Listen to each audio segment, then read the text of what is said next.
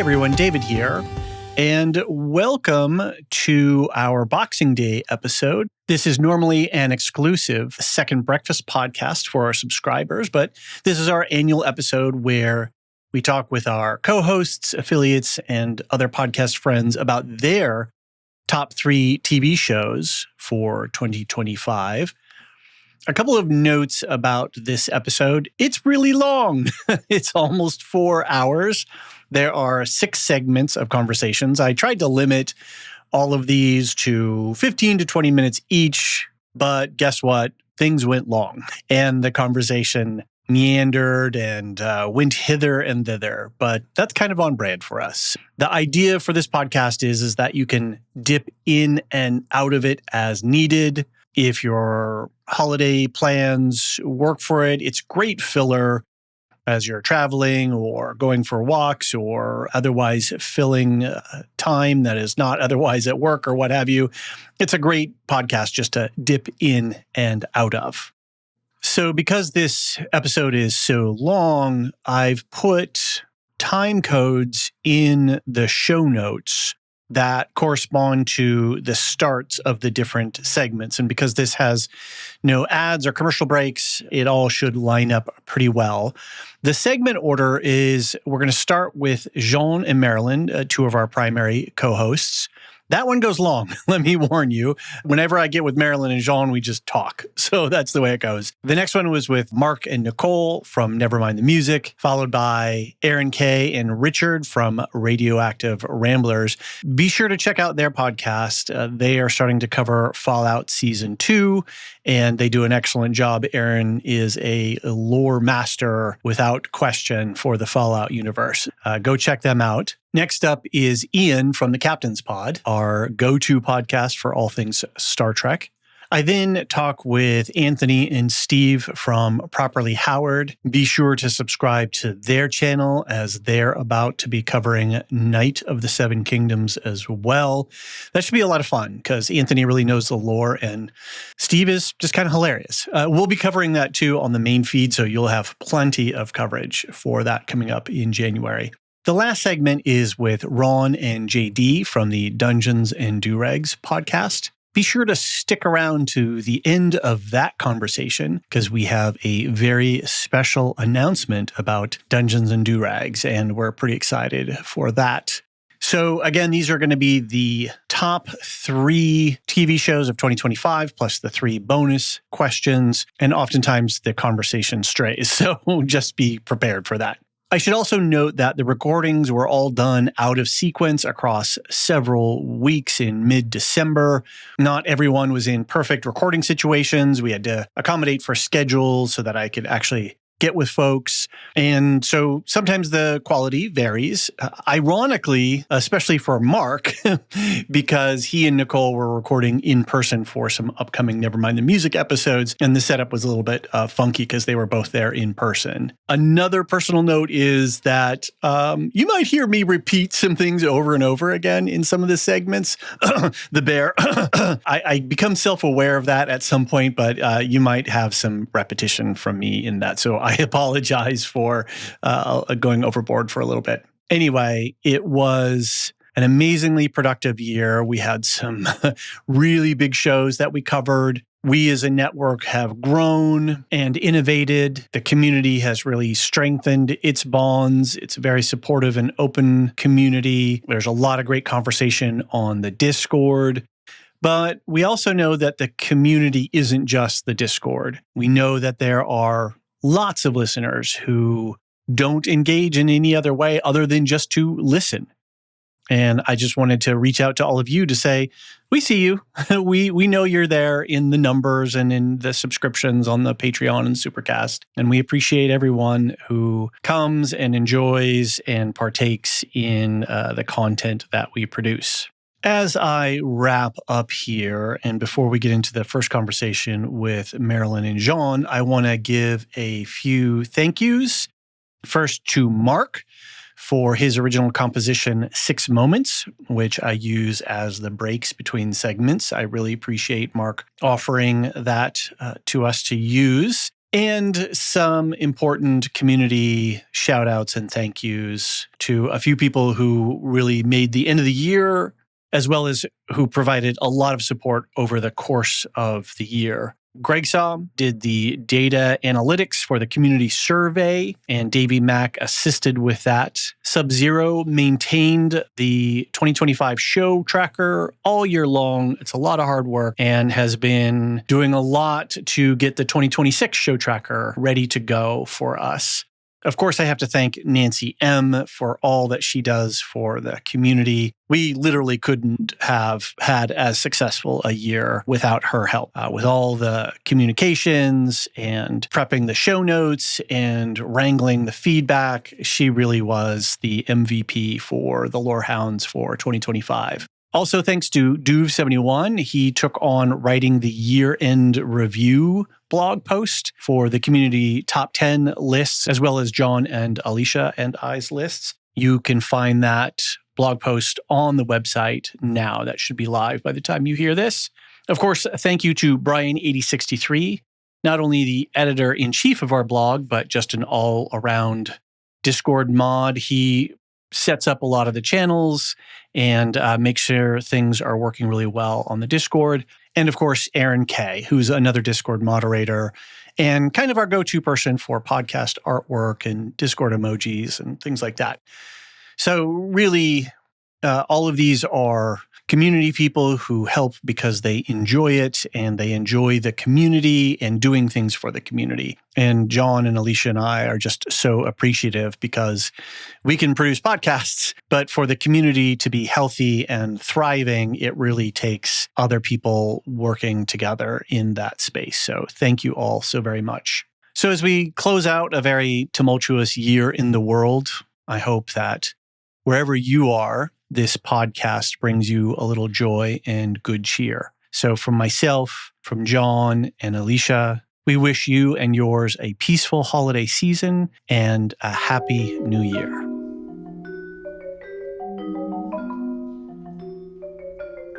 Standing there with her two brothers. This is Annie Moore. It's a statue that stands between the harbor and the Cove Immigration Heritage Center. And the youngest brother is holding one hand and kind of leaning out and pointing forward and saying, look, there's the ship. The second one is kind of pretty close to her. And she has a hand on one shoulder and a hand on the other. But she's looking over her shoulder back. And you can see in this the longing. She does not want to leave. And when I first saw this painting, there are three elves in this long line stretch. They almost look like they're sailing themselves or flying. And the very last one has very long blonde hair streaming out, and she too is looking over her shoulder back at the land that she's about to leave. And I just thought, this is so cool. It's just like Annie Moore. And I contacted the artist, Miriam, and she told me she'd never heard of the statue. She'd never seen it before. Oh, wow. And turns out we both had ancestors in Cove who sailed from Cove to migrate to this country, to the United States. That is amazing. And wow. She said, well, maybe we're related. And I said, well, I was a Protestant branch. I think you're Catholic branch. And she said, you're right. So, but maybe we passed each other in the street, she said.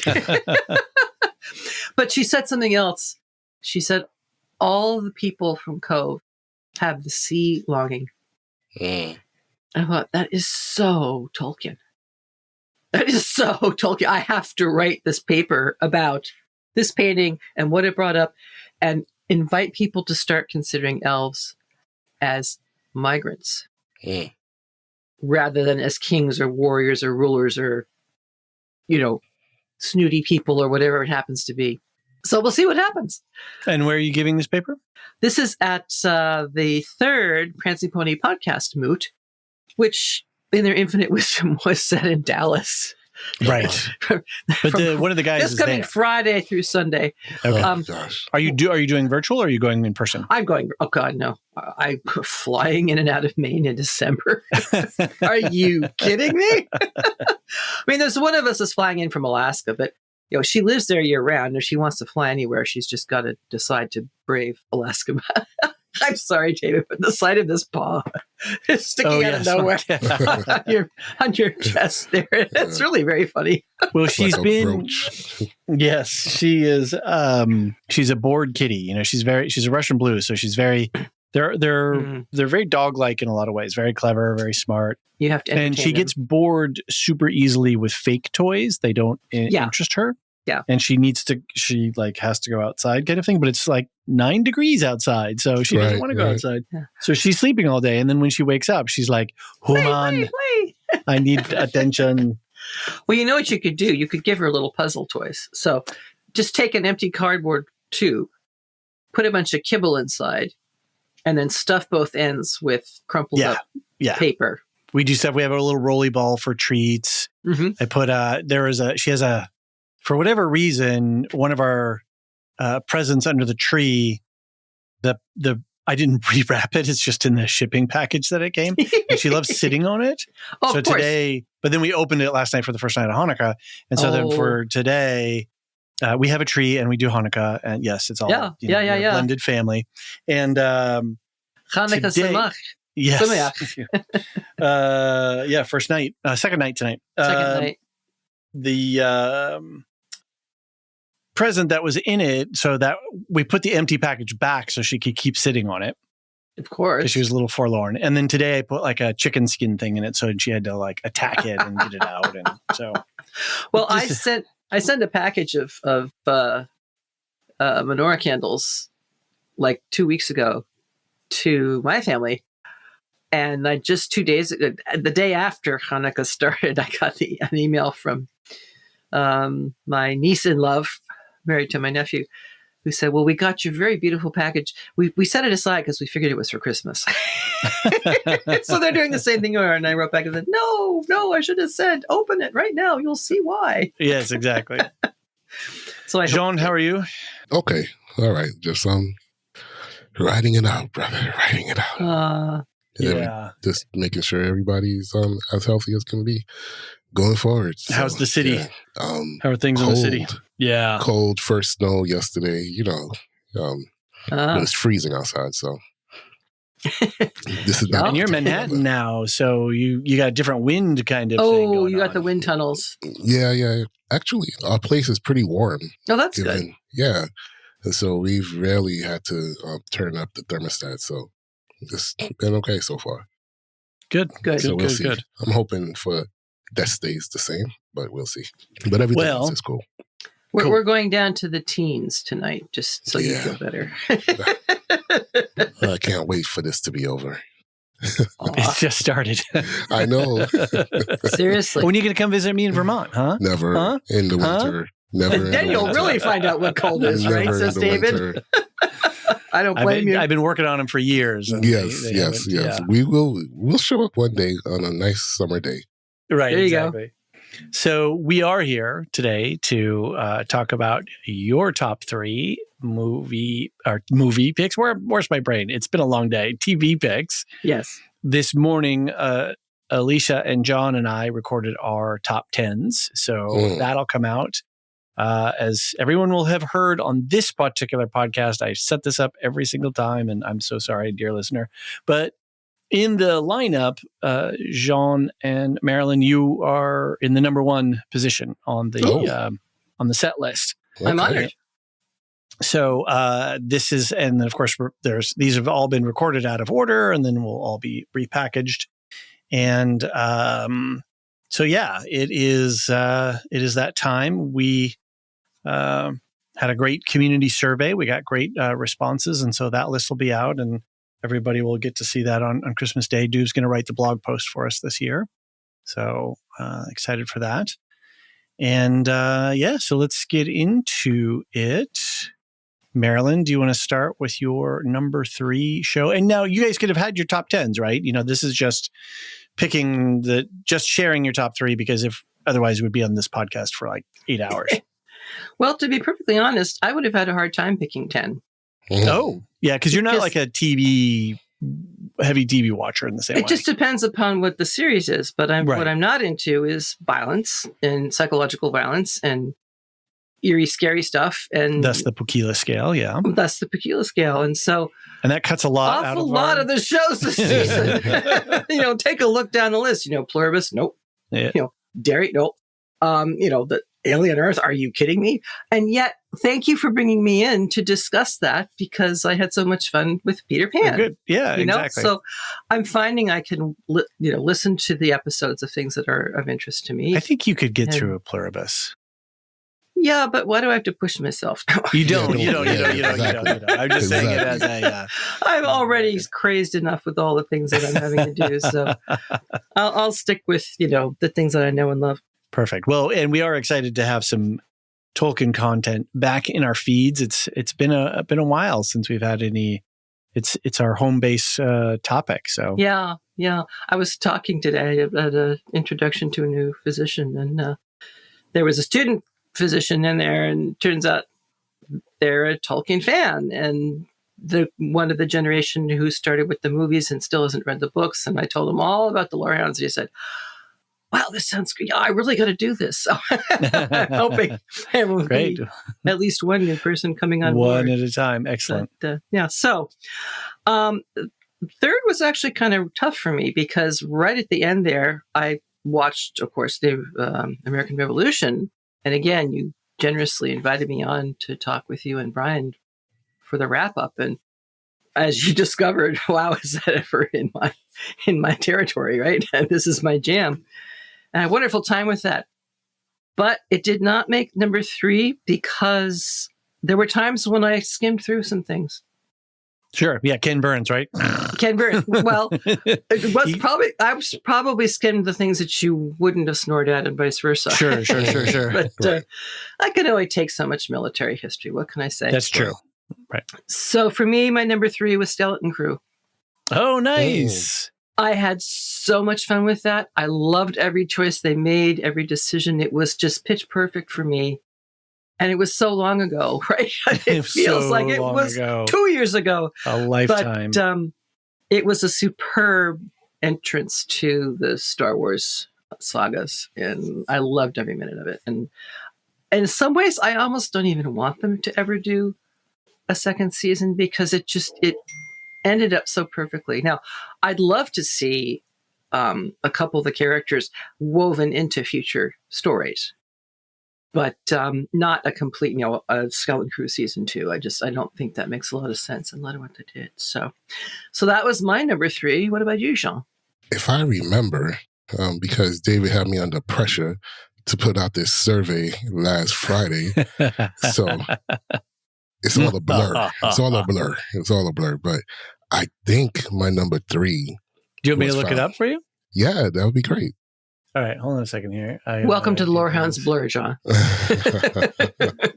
Where is my... Yeah, Skeleton Crew, it feels like a lifetime ago. It didn't get a lot of love on the list, not even on the community survey, which will come out later. But it did not rank very high, which is kind of sad. It was a great show. I really enjoyed it. I think it was too long ago. It suffers from the Regency bias kind of issues. Yeah. Well, it might be that it was perceived as being more for the YA crowd or something. But okay, here we go. I got you, Jean. Okay. I'm getting to the right place now. There he is. I did like to see that Dope Thief was your number 10. Yeah. You have... I wish I could tell you. Now I'm reading yours out, so you have to talk about it. I love the relaxed approach we have right now. It's so nice. My number 3 was Foundation. I think it's sci-fi done at its best for me. Visually stunning. I just love the different trajectories that the characters went on, their journeys from this season. And it was really, I think it was just... Lee Pace was so good in this role. And he was so memorable from the first episode to his last episode in this season. Everything that he touched was so well crafted, so well acted, and just felt real. So Foundation, number 3. If only there was a podcast that provided some episode-to-episode coverage of it. Sounds like a good idea, yeah. Marilyn, do you have that one ranked in your list at all? Or I do. Okay, all right. Normally what we do is we talk about them at the lower rank and then we talk about it. So, if you want my number 2. Is it Foundation? There you It's go. Foundation. There we go. Yes. So thank you for the handoff there, Jean. Absolutely. Everything you said, without question. I know the original series. I've grown up with it, basically. So I've known it for decades. And the books. It's the books. Yeah, this is not a reboot of the TV series. No, please. For the first time, I actually may think that this media series is better than the original books. Oh, wow. Sure. Because they're better storytellers. Asimov was not a storyteller.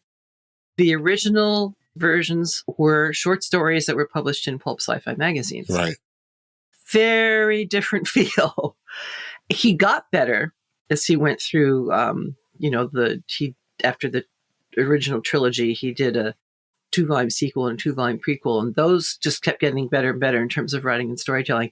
But he had his flaws, and he never really shook some of them. The storytelling here, the creativity, the whole notion of the cloned emperor, brilliant, absolutely brilliant. As you were saying, visually, oh my gosh, over the top, stunning, luscious, delightful. It was a hard fought thing between my number 2 and my number 1. There were 1 or 2 times when I thought, "Oh, come on, why is this happening?" I feel like there's a scene that got cut that should have explained what I'm seeing now, and it just wasn't there. It didn't happen often. In fact, I can only think of one instance when it did happen. But for that reason, that's why it was number 2. Got it. Okay. Got it. And hopefully we'll have a season 3. It sounds like they reassigned a showrunner, and they're going to carry forward hopefully with Goyer's blueprint. Well, this is the interesting thing for me, because now I'm feeling exactly the same way I felt last year when we thought Goyer wasn't going to be involved at all in this year's season. Right. But now we know for a fact, and sure. they're not, they have his 8-page outline for the whole series instead of his 5-page outline for one season. So we'll just have to wait and see. Okay. Yeah, and Apple TV is doing a good job at being a home for good sci-fi. So. Oh yeah, definitely. Yeah, definitely. Unquestionably. Jean, your number 2. I love aliens, and I love Earth. So, Alien Earth. What else could it be? I mean, that show really was able to broaden my thought process on this story. Gave me new insights into this world that I've been part of for my entire adult life, right? It was so enjoyable to watch. It was so affirming to watch. And when I say affirming, I mean that whenever there's good fantasy, sci-fi / horror, however, whatever you want to call it on TV or on the big screen, it really reinforces that it doesn't matter where the great stories come from, as long as the great stories are done well. And they let Hawley do his thing, and his thing was to put out an absolute classic for me of a season of television. The broadening of, organisms that I never thought about any of that stuff watching any alien movie. You know what I mean? The difficulty factor of going, okay, most of the people who are going to watch this are already familiar to some degree or another of the xenomorph and the life cycle. Mm-hmm. There's going to be some that just don't know anything. That's fine. That's not necessarily, we're happy to pick them up. But the majority of the fans are going to know. So how do we capture their attention because the moment they get bored with how we're doing this, they're out. Right. The degree of difficulty on that is phenomenally high. And he did it. He did it. And, people were making alien eye cakes, like. Can you guys see this poster right here? Yes. Back here? So there's this artist in Australia who does this thing where they take all kinds of pop fiction characters and figures and paints them into Renaissance paintings. And so that is the image. Good old alien eyes in the back. In a kind of a still life Renaissance Rembrandt kind of painting. I mean, that's hard to do. That's hard to capture a moment. That is really difficult thing to do, to introduce something that captures everyone's imagination. I was horrified by it. A lot of other people seem to, really people were putting bows on it and calling it midge. Like it's a pet. Yeah, exactly. They were like going when they were fighting, when the image was fighting with the Xeno, they were like, people were like, come on. Yeah, they were like freaking out. Oh, this alien eye will decimate the entire population of Earth. What are we doing here? But anyway, he introduced that character and made it into something for us who have lived with this, story with these characters. Yeah. And the one thing I will say, the most impactful part, visual for me, the most important, impactful visual for me was when we saw the xenomorph in daylight. And it was translucent, right?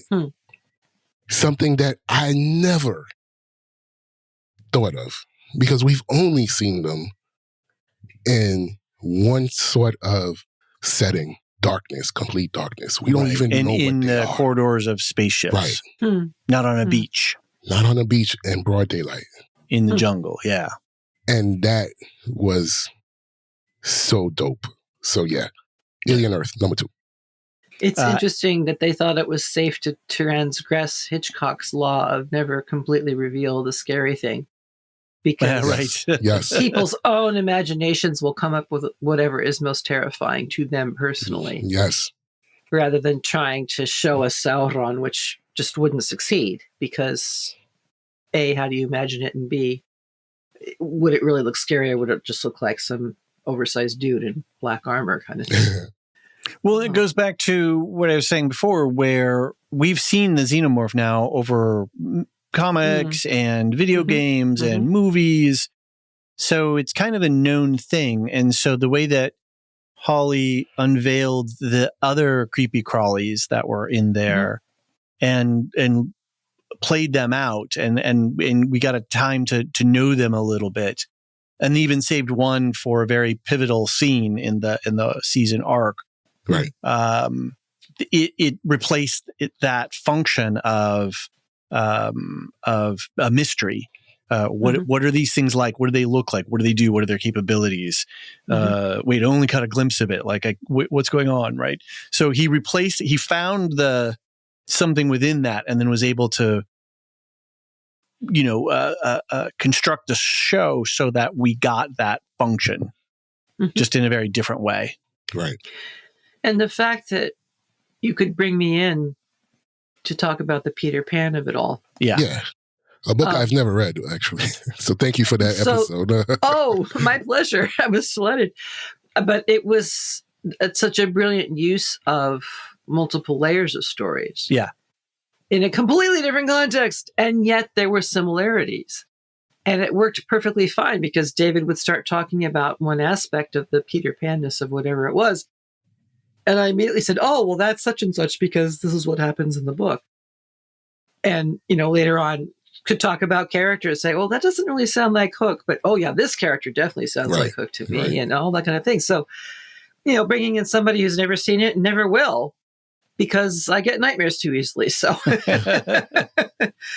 yeah, and that it has the Peter Pan brought in a literary component to it, so it wasn't just a jump scare horror cash grab. Right. It was actually saying something about the human condition. Who is a human? What do we do with a human? What if you're a hybrid? Like all of these questions, opposing really great sci-fi in a literary tradition. It's just on screen. So he's a book writer. He writes articles. He writes books. Mm-hmm. He's done a lot of TV. So he has that literary sensibility, even though he may not describe himself as such. At least that is something that is on display in his productions. Right. Sure, which is the mark of a storyteller, and at the same time, questioning what is childhood. Yeah. What does it mean? What if children are acting like adults? What does that mean? What about the horrors that adults perpetrate on children for their own good? I mean, I remember so many people reacting with horror when I read that one small little section about how everybody has their own tree entrance into their safety ground underground in Neverland, and you have to make sure that you always fit your own tree. Yeah. And if you start to grow or bulge out in unexpected places, Peter takes you and does things to you, and then you fit just fine. Goodness gracious! Now I read that for years and years and years as a child, and I thought, yeah, okay, fine. It's just like you go taken to the doctor, and the doctor does things that need to be done, and some of them are rather unpleasant. But there's a purpose, and afterwards it seems that you're perfectly fine because nobody says, yeah, and I limp for the rest of my life or whatever it might be.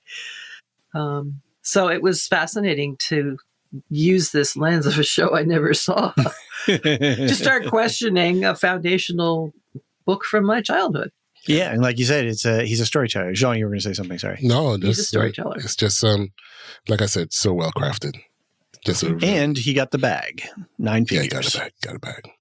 So doesn't hurt. No. All right, Marilyn, your number one show for 2025. Well, I have a strong feeling that this is where I chime with everybody else's lists because my number one is Andor. And I do not see how it could not be otherwise. Sure. How it could be otherwise. Just an example of what a brilliant storyteller can do over the course of 2 seasons of television to slow down the pace, to get enough speed without too much, to tell this arc of a story which connects one movie to the next. And everything just pitch perfect. I tried to think of a time in this series when that didn't work, or, well, why did they do that? Just never happened. Just never happened. I mean, I was curious when they'd come up with something out of left field and think, what is that all about? Well, it was always explained or knitted in. And I love that. Well, it was very uncomfortable, so I'm not sure if love is the right word, but I deeply admire the brilliance with which he addressed the fact that all the ideals in the world of freedom, democracy, personal choice, in the presence of an oppressive government system, are not enough to completely eradicate that system, and even more importantly, to craft a new system.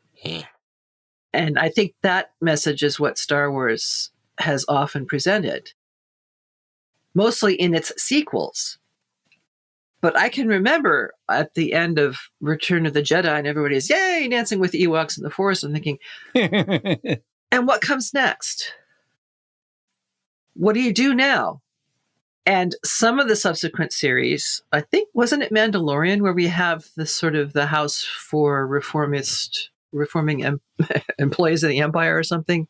And one of them was a double agent for the big bad, because they wanted his scientific technology to complete something that they needed to do. Yeah, it sounds like a lot of shows. No, this is just Star Wars, though, within the Star Wars universe. I think it was Mandalorian. Oh yeah. It was the bottle. Mando. It was that little side the side story. Yeah. So that was an excellent example of saying, what is the reality of this? And it does really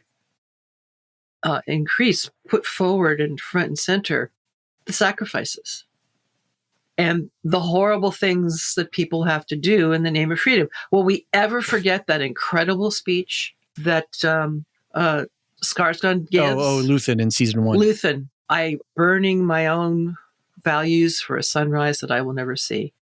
I mean, I've already forgotten the exact wording, but I'll never forget this scene and the impact of that. And you think you're suffering? Well, let me just tell you something. Look at what I have to become in order to accomplish what I need to accomplish. And again, just beautifully achieved. The visuals, the technology, the acting, the issues that get brought up, the character arcs. Cyril eating his cereal in season 1 suddenly gets humanized. Yeah, because he realizes, and this is another real world situation. What do you do when your whole life you've done nothing but devote yourself to this cause or this government or this person or whoever, and you suddenly find out they're nothing like what you thought they were? That their agenda is not your agenda, that in fact their values completely conflict with your values. And how do you face that? How do you accomplish that? And then, of course, Deirdre really getting it in the neck. And I don't know what it was, but it was utterly creepy and horrible when she's sitting alone in her cell and the surviving emperor, whatever, imperial guy is standing behind her and just stabs his finger. Oh, right, I almost went out of my skin. Director Krennic. Yeah. I almost went out of my skin when that happened. I'm like, will you get away from me? It was just brilliant. Absolutely brilliant. You I don't know if did you read the part that was improvised in? Yes. Yeah. Yes. And that's the quality that you get when you, again, the bag, as you say, but also a good storyteller who gets to do the whole story from the beginning to the end. Mm-hmm. And I'm sure he had a writing room and all those kinds of things, but it was pretty clear that this was his vision, this was his story, this was his vision. Yeah. And he was given the support and the actors and the enthusiasm that he needed to bring it to full fruition. So, yeah. I remember at the time people saying, well, this may have spoiled me for TV for the rest of the season. Because it was amazing. And again, they knew when to stop because they already had their parameters. And we see him walking away towards the airstrip, and we know the next thing is going to be Rogue One. Right. Exactly. And Jean, I'm assuming this is also your number one? Andor. Is it my number one? Is that your number one? No, Righteous Gemstones is my number one. Oh, no. Oh, he's playing. Okay. He's playing. He's okay. I'm pulling Lex. I'm fully naive here. Go ahead, play me all you like. Well, it will surprise neither of you that Andor dominated. Yeah. The rankings absolutely dominated. There's no other show this year got even close. Yeah. I mean, to Marilyn's point, I can't imagine someone picking. There are other great shows. We are watching another great show right now in Pluribus, right? Mm-hmm. I think. I still can't see it beating out Andor for me.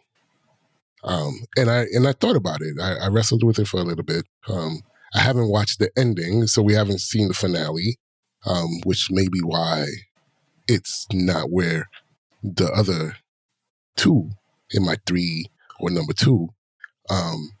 But Andor, when you're talking about speaking to a moment, this show speaks to the moment. Yeah. Right? It doesn't shy away from it. It's not running away from it. It's talking about things that are happening in our real world right now that we all can see in a way, in a story that is loved by so many of us. And to be able to do that is just refreshing. They really got out of the way of the production They let them do what they were going to do. And what they did was groundbreaking in a way for me that shows what the medium can be. So many times I feel like we are either cowed or tentative to put out things that reflect our reality. And this show did not shy away from it, which is why I love it so much. Apart from the acting, apart from, which was spectacular, give them all the Emmys. I wouldn't be mad. The set design, I wouldn't be upset. Everything. There's nothing that they did that I would be upset if you told me that was the best thing that you saw this year. But the one thing that I will forever be grateful for is them not shying away from the moment. Right. And that is the legacy of this show for me. Andor clearly is best show of the year, in my opinion. Yeah. You reminded me, Jean, that when they gathered in the square and they started to sing, that is a real world incident, except by the time it happened in Estonia and Latvia, the Soviet Union was already crumbling. So they had a nonviolent singing revolution, which succeeded. And so with that knowledge, to see this one and know that it was going to absolutely, literally be slaughtered was all the more devastating to me. Right. Because they pulled it from real life. European history. Yeah. Real life. The clarity at which the community came to the show is it's not surprising. It's a real marker of the kinds of quality storytelling that we want in this is what people in this community want, is quality storytelling. Yeah. I don't think they care about the genre, they don't care about the IP, right. They don't care about the world setting. Are you telling a compelling story, and do you do it with integrity and with alacrity and with high caliber performances? That's what we really want. And it's clear because the way that this show dominated the rankings, it's unambiguous. And I love the way you all rose to the occasion and created an entirely new form for our podcast. Right. Of the cohorts, the squadrons. Yep. Right. Yep. And giving so many of us a chance to sit in on one or two episodes and tell us what we were seeing and experiencing. That was brilliant. Absolutely brilliant. John occasionally has a good idea. It was his idea, and then we've used it. I used it on Alien Earth, right? In a way, right. And I was thinking, there's a couple of thoughts. One, we as a podcaster, a podcasting concern, and all of the shows and the different things that we're trying to cover. But other podcasts have set ways they do it, and that works. But it's also, different people have different circumstances and different opportunities to cover things. Different shows. Some shows are super high budget and are part of larger networks and have full-time engineering staff and publishing staff. Others are quote unquote mom and pop, just sort of kitchen table, but high quality. Others are just sort of simple fan sites. Ours is a unique position.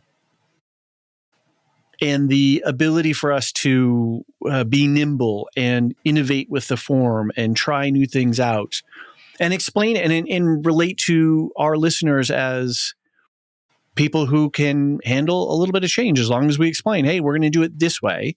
This is why, and this is how it's going to work. People are like, cool. And they are willing to try it. And that is another really great hallmark of our community and another sign of a thriving. It's not just we're we're not just, churning out the bits on the factory wheel. Like we're actually creating something that's vital and important to people. And the other thing I was thinking about, I was in a meeting today about some stuff, and I actually talked about power with instead of power over in relationship to creative communities and creative efforts. And I really do think that it might be John and Alicia and I as this sort of core unit with you two, and then expanding circles out and other podcasts. But this idea that we don't lord over our audience. Mm-hmm. We don't dominate our audience. When we go into the Discord, we engage as peers with people who are on the Discord. We're not like, well, I'm the podcaster, so I'm coming into the Discord and I'm saying this, and this is the way it is. This is the answer to this conundrum. No, we're just as questing and discovering and willing to listen to all the points that people have that bring to the through the community conversation space. And I was thinking about this today. I was like, oh, that's power with. That's not power over. And the power over thing is dominant. I was watching there's another very large podcasting network that's part of a larger network as well. And everybody knows, like, if you know who it is, I just don't want to say it. I don't want to call it out necessarily. But they're doing stuff and they're changing and they've grown. They have exponential growth, like global dominant growth. And as I skim Reddits and things and I see stuff, there's this relationship between them and and it's multiple podcasts, and they're up here, they're doing this thing, and then people are commenting, oh, this person said this, and I don't know if that, and whatever. And there is this this divide. It is this power dynamic. Sorry, Joel? A divide. What do you say? That's a divide. Yeah, a divide. And a separation. There's a division and a separation between these creators and whatnot. And one of the things that I like is that, like, when John and I first started this, was that we came out of a community and we were providing something for the community. And rather than saying, well, we want to be celebrities and podcasters, whatever, we just have the insane ability to, like, produce these things and get them out the door, and the desire, the fire to do it and to communicate in this way. But it is in no way an authoritative stance with our listenership. No, it's not hierarchical. No. Which is founded on power over. Exactly. Yeah. And power with, and then, of course, empowerment. Yep. And you have empowered. Yeah. And many of us. Yeah, exactly. And when people come forward or they want to participate or, share, or I look at, somebody like Sub-Zero who, was chit-chatting here and there. And I was like, oh, hey, do you want to help with the show tracker? He runs it now, right? Yep. It's great. Nancy, she has a whole domain and an area of stuff. I'm like, yeah, I'm like, the more of the community sided stuff, the more that we can empower the mods on the Discord. Do the thing like you do. I could go and make the channel. I could go and do all this stuff, but that doesn't give you any place in the community. Moreover, you're not three people. So right. You really couldn't do it. Well, all alone by yourself. But the idea of we're giving it away, we're just giving it away, and we're making space for people, and for people who want to show up to go, oh, okay, I kind of vibe with this community. Cool. Oh, I can kind of get involved. Oh, okay, cool. I can have this little space and do stuff for the community. Like, that is, I think, a really unique part of our community, and I really appreciate that. I'm thinking of Brian 8063 now. Yeah. And his brilliant contributions to the American Revolution program, because he worked in Monticello, for crying out loud. Right. I mean, and Duve's going to write the blog post this year for the top 10 thing. And, he's involved in some stuff. And, there's just a whole bunch of people. We could get into the whole thing. Greg Saw, he's doing the data analytics, and Davey Mack, who's helping clean the data. And so, it's very cool to be part of a healthy, thriving community that is interested in a common thing when, people are just into it. They just want these third spaces, right? Where we can participate and be known, in that cheer sort of way, right? And each of us bring whatever our gifts and graces are to the whole. Yep. I mean, Jean, you're Well said. both of you guys are like, Well said. you're cornerstone now to the, we wouldn't be where we are without either of you. So thank you, David. That means a lot to me. Yeah. I'm not going to thank you. I won't thank you. No. I'm not going to thank you, David. I've known you too long to thank you. I'm not going to thank you. Too long. I was going to say the exchange between two long-standing friends. So, and it's just fun to see you guys. It's a great into community, and that's the thing I always say. It's a great community where your voice is heard, your points are taken. I may not agree with them, but they're still your points. You might tell us to go kick rocks. I've been known to say that on a few occasions. And it's a marvelous expression, and I love it, and I love to use it. Yeah, right. and it's a great place to be where you can get your thoughts out, and really engage with the stuff that other people are engaging with that you happen to like. Right. Mm-hmm. And you find people who like the stuff that you like, and you get to talk about it. Like, who doesn't want to do that? And find a niche where you can contribute. Yeah. You can, even if it's just, a post on the Discord. Right. So what? Right. It's and wonderful. have it be welcome and accepted and talked about. I thank everyone for all of that. And All right, let's do our quick, the final three questions. Jean, did you have a guilty pleasure this year? Oh, man. What was my guilty pleasure? Oh. Chief of War. Where did I close that? I think I closed that spreadsheet again. Oh, no, is this it? Here it is. My guilty pleasure was Chief of War was my guilty pleasure. I absolutely love that show. it is so downright gorgeous to look at.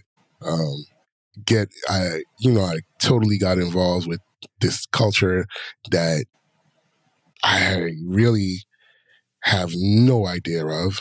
Polynesian, and I just adored the show. It's super, super graphic. But there's an earnestness to the show that I really did appreciate. And again, it's just gorgeous to look at. And so Chief of War is my guilty pleasure. Nice. I wanted so badly to watch that series, but I heard about the violence. Yeah, I can't. Yeah. I just can't. And it grieved me because I wanted to learn more. I was so excited that finally a member of that tribal nation was telling their own story. And golly, I wanted to hear that. And it led me down different paths to, to learn more about the real life characters that, the show is based on. So it was Chief of War. And my inability to do the violence is in no way a judgment of that society, because that was that society. Yeah. And there it is.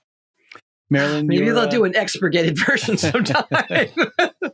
My guilty pleasure, my not in the least guilty pleasure is the Great British Bake Off. Excellent. And I think I have you, David, to thank for flagging it for me in the first place. It took a while before we got into it, but we watch it every Saturday night, and sometimes Sunday night if there's something else going on, and we're working our way through. Sometimes we have to stop partway through a specific episode, but we're loving it. We're loving every minute of it. I'm learning stuff. I think I've increased my consumption of sweets lately. Yes, it's hard not to, which is dangerous. Right. Exactly. But as someone who does some baking and tends to think her pies are pretty good. Bob asked me one time, well, wouldn't you like to be on the show? And I said, are you kidding me? I do not want Paul Hollywood looking over my shoulder and criticizing my pie pastry upside one side and down the other. No, I'm perfectly happy to watch and to enjoy. The stress of trying to, we were doing some holiday baking the other day, and I was my daughter and I were making some sugar cookies, and I was like, oh man, like timing wise, I get stressed enough just trying to keep the kitchen reasonably clean, let alone like seriously. Actually, We don't have people cleaning up for us, exactly. do we, David? Right. No. That's all part of it. All right, Jean, what is your biggest miss? Something that you did not finish a single episode of? The Pit. For whatever reason. The Pit. The Whoa, Pit. okay. All right. Never watched it. Another show that got a lot of love and actually ranked pretty well on the Everybody's talking rankings. about it. And I looked at it and I said, nah. But if you put it on your biggest miss, it means that you I'm going to watch it eventually. Eventually, I'm going to watch it. But when everybody was talking about it, I went, I looked at it, I read the synopsis, I saw the. I said, what's homie's name? The actor? What's his name? Oh, no, not Wiley. Not Noah Hawley. Noah Wiley. Yeah, Noah Wiley. Yeah, I saw his face and I was like, no. So, but because everyone's talking about it, and I know there's a season 2 coming up, eventually I'm going to get to it. But that would probably be the biggest miss because everybody's said how great it was. Well, I give it some words and some praise on our top 10 things. So when that podcast comes out, you can hear my 2 bits about that. All right, cool. Marilyn, your biggest miss? Well, it was the Star Trek Strange New Worlds. Mostly because we weren't subscribed to that channel. But on the flight back from the UK, I actually watched the first 3 episodes of it back to back. Oh, wow. Okay. And then they wouldn't give me any more unless I paid them. So that was the end of that. But I got in far enough to say, this looks really good. But also, I mean, we have now subscribed to that streamer. Have I watched anything on that? Not yet. No, I have not. So, yeah. Someday, as you say, Jean, I would like to go around back to that whenever, I just don't have anything else to watch. What is this thing? When is that going to happen? Extra time. Tell me, please. What is this thing? I'm unfamiliar with the concept. All right, Jean, what is giving you the most excitement for 2026? Lanterns. DC Comics. Lanterns. Nice. Okay. Mm-hmm. I mean, Jon Stewart, Guy Gardner's in it. I mean, it's GL, it's Green Lanterns. Jon Stewart is my guy. I am really excited to see it on screen because that movie that was made by, what's his name again? The Green Lantern movie that was made by what is this guy's name? Hold on. I have to get his name. It's been a day of that, I'll tell you. I was on other stuff today and I was like, my brain was like that, Green Lantern. Well, can I just dip in here and say I hope you're not disappointed with it, Jean, because I know there was other I guess it was MCU I'm thinking, but there was other MCU DCU material that you talked about this year that didn't quite live up to your anticipations. So I hope this one is everything you want and more. No, I you know what? I think hold on, let me get this guy's name. Is it Martin Campbell, directed by Martin Campbell, starring Ryan Reynolds? Yeah, there you go, Ryan Reynolds. Yeah. Ryan Reynolds. Okay, I'm back in. That guy. So coming off that Ryan Reynolds movie from ages ago, which I hate, I'm really excited to see, Hal, John. It has this, I'm not sure what to expect from it, which is why I am anticipating the most, because it looks totally different from what I would expect a Green Lantern show to be. So I want to see how they pull this off and if it's possible. So that's the one that I'm waiting for this year. What time of year is that due? Do we know? They said the beginning of the year, then it's got pushed back to maybe the fall. So we'll see. Okay. The schedule is not really, we're not too sure yet. Okay. Well, and I know Alicia said today that you two you've got some, got a roundup that you're going to do for, because we've got a lot coming down the pipe for. Oh, there's so much MCU, coming down DCU, and comics. Yeah. A lot happening. So this is going to be an exciting 2026. Excellent. All right, Marilyn, what is your most anticipated 2026 show? Well, it was going to be Rings of Power, but no, it's going to have to be booted to 2027 anticipation. And I hope they don't run into a traffic jam with Foundation, because that is going to even more lead to the thing that I really don't want to do, which is to compare the two. Right. But, they're handling similar situations. What I am anticipating, and actually I've already started to dive into, is the Percy Jackson series. And so far, every single episode I've seen absolutely makes the mark. Absolutely. Of two's not out yet, or is it? No, I've seen 2 episodes of it so far. Of season 2? On Wednesdays. Yes. Yeah. Oh, okay. Yeah. All right. Yeah. So you're counting it in your 2026? Yeah, because mostly when I was supposed to compile this, I hadn't seen it yet.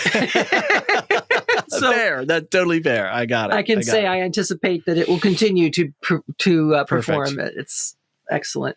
Okay, I got you. But it'll have to come on the 2026 list next year anime, according to your right, because it won't end. That's right. Until 2026. Which kind of really are rules, because you've forbidden some things from occurring, and some people have had thoughts about that. But God had me under pressure last week. I'm telling you. Voluntary. Top it's all 10, voluntary, top 10. man. Voluntary pressure. I don't know, Jean. Don't you think top that's kind of a 10 tomorrow? contradiction? I'm exercising my power over you. Uh-oh. Top 10 tomorrow? Like, what? We knew it was going to be there somewhere, didn't we? We needed the data for the website, so that we could podcast about it. So Telling you, those number crunchers. The bean counters drive the exactly right.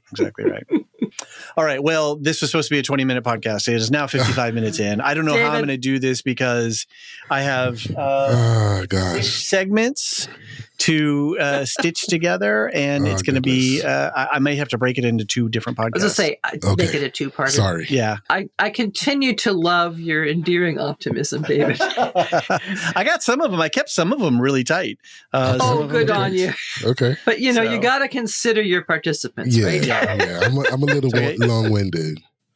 The set list is, which I will have explained at the beginning of this podcast, but it'll be you 2, then Nevermind the Music, then Radioactive Ramblers with Richard and Aaron, and then our friend Ian over at Captain's Pod, and then Steve and Anthony and Properly Howard in position 5, and then the Dungeons and Durags dudes in the 6th position. Great. With a special announcement about that. So yeah, we got things going on in 2026. That's awesome. Indeed. We, I think, are done. We already had our little warm fuzzy moment, and we've got all your stuff. So I thank you both for taking some time here, and I'm very pleased by the community that we've all created. So thanks for being here. Thank you, gentlemen. Alrighty. Always enjoy podcasting with y'all. Thank you, listeners. Yes, indeed. Absolutely. Thank the listeners. Thank the listeners. Absolutely. That's right. Thank you, everyone. All right, everybody. Good night. Have a great holiday. Good night.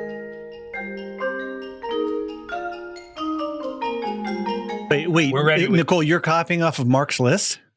No, I'm just getting ideas from him. Oh, okay. I see. You That's should fair. leave that in. Yeah, I just I secretly hit record on you. I wish I had done it 30 seconds before, because it was even We are funnier. currently doing finals and stuff, and so copying and plagiarism is a big part of our lives, sadly, right now.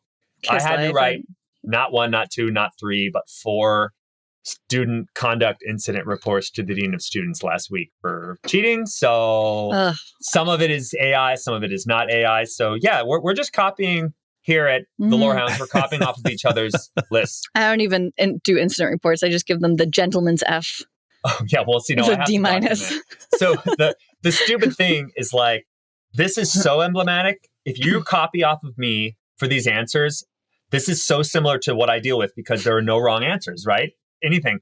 People will copy or use AI when it's like a discussion in the class. What is your favorite example of a song that uses political stuff? And someone so dumb. plagiarize. They're just lazy. I blatantly said that there's no wrong answer. Say anything you want. So They just don't want to be bothered. You are, Which is so dumb. They're paying money to be bothered. Like that's the whole point. Exactly. That's the point. Like you're paying money to be bothered. Is to develop why are we why? Like why even? Well, here we are now slagging off the entire higher educational institution when we're. It's okay. talking We about just our need a favorites. break. Yeah, I hear you. So the fun thing here too is that you guys are in the same room. You're dad casting from Mark's basement because you guys are catching up. You're filling your pipeline for Nevermind the Music. So you're in the same space. So I see you both on the same camera. when is this coming out? The 26th, Day. Boxing Day. So on the 23rd is our season 2 mailbag feedback episode. So we met today to record. So we have been all up in Lorehounds community for the last couple hours reading feedback. And so, yeah, we are all here together and I'm leaning into one mic. She's leaning into another mic. Because, we're coming in on one. Anyway, we don't have to get all technical. We're trying to reduce bleed, which is a term that I've just recently learned. Yes, so. Bleed is a big problem in our industry. Big, huge problem. Yeah. But we've stop corrected bleeding it. on me. All right, 2025, David. What's that? Let's talk 2025. Let us talk 2025. So we're here to talk top 3, as well as your guilty pleasure, your biggest miss, and your most anticipated. So let's start with Nichole. Okay. Where are you in your favorite top 3 show for 2025? Well, I watch a lot of content that isn't covered within the umbrella of the Lorehounds community. It can be anything. It doesn't have to be constrained to our. Well, I did want to honor the institution. Okay. So I did pick shows that were like Lorehound or Lorehound adjacent. Very good. I really enjoyed the most recent season of Severance. Okay. That was in the top for me. Also, wait. So are you just listing some things, or is this your top 3 number? This is my top. Oh, I have to rank them. Yeah, I'm going to go back. Okay. Yeah, exactly. So what would you put as number 3? 3 would be Severance. Perfect. Great. Okay. 2 would be. Wait. I'm going to bing bong. I'm going to bing bong. Okay. Sorry. I'm so caffeinated. Okay, go ahead. You're like, let's go. I'm ready. Mark, without describing the rubric necessarily, I'm using emotional attachment as a possible element. I'll just say that. If we were a few weeks in the future, possibly Pluribus would be my number 3. But I'm going to say season 2 of The Rehearsal. This is very good. Nathan Fielder's. I talked about this, remember, on one of our episodes, we talked about the whole Evanescence and the flying with Sully. It's just so, I didn't know anything about the show. And then people on the Discord were talking about it. And my wife and I caught up. And it's just so interesting and so 2025. And I loved it. So that's my number 3. Nichole, Andor was the other one that was close, but I went with Rehearsal. Wait, okay. So Andor fell below your number 3 mark. Andor is going to be 4. Yeah. Got it. Okay. Yeah. Interesting. Nichole, I'm curious to say a few words about Severance for you. I just love the premise of Severance. I think it's great and the acting's great and the whole world that they created is really intriguing to me. I love the cliffhanger that it ended on. What happens next to these 2 characters. They're running down the hall and I loved how the cinematography in that last scene was. I just thought, I can't wait to see what happens next. And that's a sign to me of a really good show that I'm so eager for it to come out. But we have a long wait for that. We do. That's kind of frustrating. And I wouldn't say it was freaking out all season, but there were just so many times where I wish I had Nichole. I didn't have your phone number at that point. I would have been live texting you on so many episodes because I was oh, this is something I want to ask Nichole about. Yeah, it really sparked these ideas of, is this stuff theoretically possible? And how does it affect a person's sense of self? How does it affect memory and things? A lot of that's just so intriguing to me. Yeah. And compounded with really great acting and really great character development, just hit a lot of notes for me. Mark, I did watch season 2 of The Rehearsal as well. I had no idea what to expect. And I was just completely shocked by that this could be, obviously it's not scripted television, but it's not Kinda. It's totally not scripted though. Exactly. Either, right? And it's because he writes a script for the whole thing. In a sense, he's constructing a story, but then it's also this weird reality show, but it's not. It is just something that is so outside of the bounds of what I'm used to watching. Same. And that's part of why I love discovering what the show was and not really knowing. And figuring it out as you go. I'll say the only thing we don't want to spoil anything because there really is a discovery process for the show if you haven't watched it. All I'm going to say is Big Baby. Oh my God. Big Baby. Like I fell out of my chair. I was like, what the hell is going on So here? ridiculous. Mark, what is your number 2 for 2025? I'm going to do Severance Season 2. Excellent. It was fun to unpack. It's nice to have a mystery box that feels self-contained and short and like not frustrated. Like I love kind of being able to simultaneously theorize, but also throw my hands up and go, I guess I'll just wait and see. It's just really satisfying, I think, to engage with a community in that kind of show and listen to podcasters and read some Discord theories, but not feel like there was an answer we could even get. And I got to engage with the podcasting on just a couple episodes. It was really satisfying. It was just, I had a good time doing that. That was a good that's right. We did a little music episode. Yeah, that was fun. Yeah. For sure. Great. Nichole, number 2. Number 2, it might be recency bias for me, but I think Totally allowable in this community. It's going to be Stranger Things. I'm a big Stranger Things fan. Oh, yeah. So that's okay, even though the season's only half over? Because technically, I eliminated Pluribus because it's not going to be done until... Yes, this is your guys' first top 10 you thing, do whatever you want. I have a backup. I'll What redact do the rules that. say, though, David? The rules say that the final season has whatever the... Oh, God, I always forget what the rules say. I created the damn thing and I completely forgot. Hold on a second. I will tell you. Because like Silo is straddled the years. Oh my gosh. So is Silo. So which good. year? Silo to be included, the final episode of the current season must have aired within the calendar year. Okay, so Stranger Silo Things would is count, but Stranger Things is out. Pluribus, I don't think does either. No, right? Pluribus ends before. Yeah, it does. Just under the wire. But we haven't seen it yet. Yeah. So that's fine because I have a great alternative that hasn't been getting a lot of traction in our community, but I think we would all love it. And that's Wayward. Don't know it. It's great. It's a show on Netflix.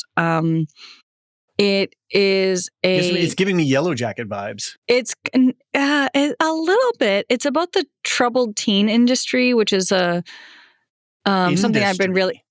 Oh, yes. Like all of those like camps schools that they sent, camps and schools and stuff. And it's a really cool thriller. And it has one of my favorite comedians, Mae Martin, wrote it and stars in it. And I'm just a fan of them generally. They have a great podcast called the Handsome Podcast that is worth checking out as well. With Tig and Fortune. Oh, okay. Yeah. Okay. Yeah. So check out Wayward. It's so well done in how it hits these notes of this troubled teen industry in such a well-researched way. And everything that they nod to as part of these schools that the main characters are in is well documented and factual. And then it layers on a lot of like sci-fi stuff and like cult psychology stuff on top of it. And there's like funny bits too. And I'll say the reason I really liked it is we watched it with, I have a preteen daughter. She really likes thriller stuff and things with really good production values and like costuming and set. She's like a drama kid. And she would come home from school and she's kind of like growing away from us and like living her own life. She'd come home from school and like snuggle up on the couch with our family and be like, can we watch Wayward? Let's watch one episode at night. And she'd get so excited to like watch it together. So it was really like lovely to have that time as a family. And it was just a really, really great show. I think the community would really like it. And there hasn't been a lot of like conversation about it. So none at all. Yeah. Check it out. Solid recommendation. The poster art has given me way creep vibes. It's so well done. It's really with good. The woman there and the door and oh man, Toni Collette. Toni Collette. It's a limited series too. It's a quick binge. Yeah. You'll binge it. And they left the door open for a second season, cool. But I don't know if Mae Martin has appetite for that. They're really Sometimes a mini series, a limited series is perfectly fine. And it's a great little capsule. So I'd recommend it if you haven't seen it. I love which that. It seems That's like you haven't. Great pick. Okay, cool. Very great. Mark, number 2. I was Severance. Right. Oh yeah. Sorry. And we already talked about it. You just want to say, and you said a couple. You said a couple words. And I talked about, I was rehearsal for 3. I was so down the rabbit hole of Wayward there. I lost where I was. So, Nichole, well then let's go to your number 1. My number 1 was The Pit, which is that like Noah Wiley. Oh yeah, no, we know it. Yeah, we know all about it. Right. We did not do any coverage of it because it was sort of outside. We were like, "What is this? Just an ER reboot? A kind of a Noah Wiley vehicle?" I'll tell you, it was so good. So good. I couldn't stop watching it, even though it was negative towards my mental health to watch it. I'm someone that's lived through a fair amount of medical trauma. I'll say just casually. And I was like, I know it's not healthy for me to be watching this show, but I can't help it. I watched it all in 2 days. I just kind of couldn't look away. It was so well done. I can't wait for the second season of it. And I think, it's one of the best shows I've seen in a long time. And I'm glad that Noah got recognition for it and seemed really genuine in all of the award show. His award show representation seemed really just likable, and he seems like such a good guy and really honoring first responders, which is something I feel passionate about. So I just really liked it. And I've talked to some nurses that I know that watched that show, and they said it was pretty realistic. And I think that that's great. Anytime you can nail something that's, a TV show, but really own what the real life experience is like, I think that that's really, really cool. And it does this really interesting balancing act of being a prestige quality show, but yet being that high output, more than 6. A lot of our prestige are between 6 and 10 episodes, and this was pushing 15. And then they turned it around really quick, and so it's this hybrid of, hey, let's go. I want to hang with my show. I want to hang with my actors. I want to hang with my storylines, but I don't want to wait 3 years for you guys to produce this frickin' thing. But I want that quality, and I want that high caliber, high impact kind of drama. And I do just typically love the convention of a ticking clock. Yes. We see that in Pluribus, and we talk about that a lot in our Pluribus coverage. But I just love a real-time account of something. I always was intrigued by that, even though I never watched 24, but maybe I... Talk about an affecting show. I would be on a phone call after a couple of episodes of 24, and I'd be like, okay, we've got to storm the castle, and we got to do this. Well, not castle, I don't think I'm going to watch it, but I like the idea of it. Right, exactly. And Mark, your number 1 for 2025 is... The Heart Wants What It Wants, The Wheel of Time, Season 3. I thought it was a great season. I think there's one episode in particular that blew my mind. I really loved engaging with a few podcasts with John and Alicia on that show. I missed that show. Every show takes forever to come out, but that one probably never coming back, right? They canceled it. So, I don't think I'm not really saying that it's the best show that came out in 2025, but I think it was my favorite. And it was well made. These lists are idiosyncratic. You should be, this is you. This is not us. So, right. I think I enjoyed that show the most of anything that I saw this year. And if you want to know why, listen to some episodes I was on about it. You're seamlessly self-promoting. Yeah, perfect. Right. I don't know. Go back to April or whatever that was. Perfect. Well, that's great. I'm glad that it made somebody's list, because I haven't seen it a lot in the data that we're collecting so far from the community survey. So. I am shocked if that's not at least in Alicia's top 10, though. You guys are doing 10, right? Yeah, so on the 25th we'll release our Wow. Okay. If she didn't even make top 10, then I feel like I got to take it out. I'm going to take it out. It's my least favorite show there were so many honorable mentions for me. I didn't reference Pluribus at all or Fallout at all. I'm that's so good. Well, and you guys should as well, if you have time and inclination. There is the community survey, which subscribers have access to, and all of our co-hosts and affiliates as well. I'll make sure that you have the link. And you can plug in your complete top 10 list and to be aggregated into the community. So feel free to do that. Cool. Mark, what is your guilty pleasure for 25? This was very difficult to the point that I possibly don't have an answer, and let me explain why.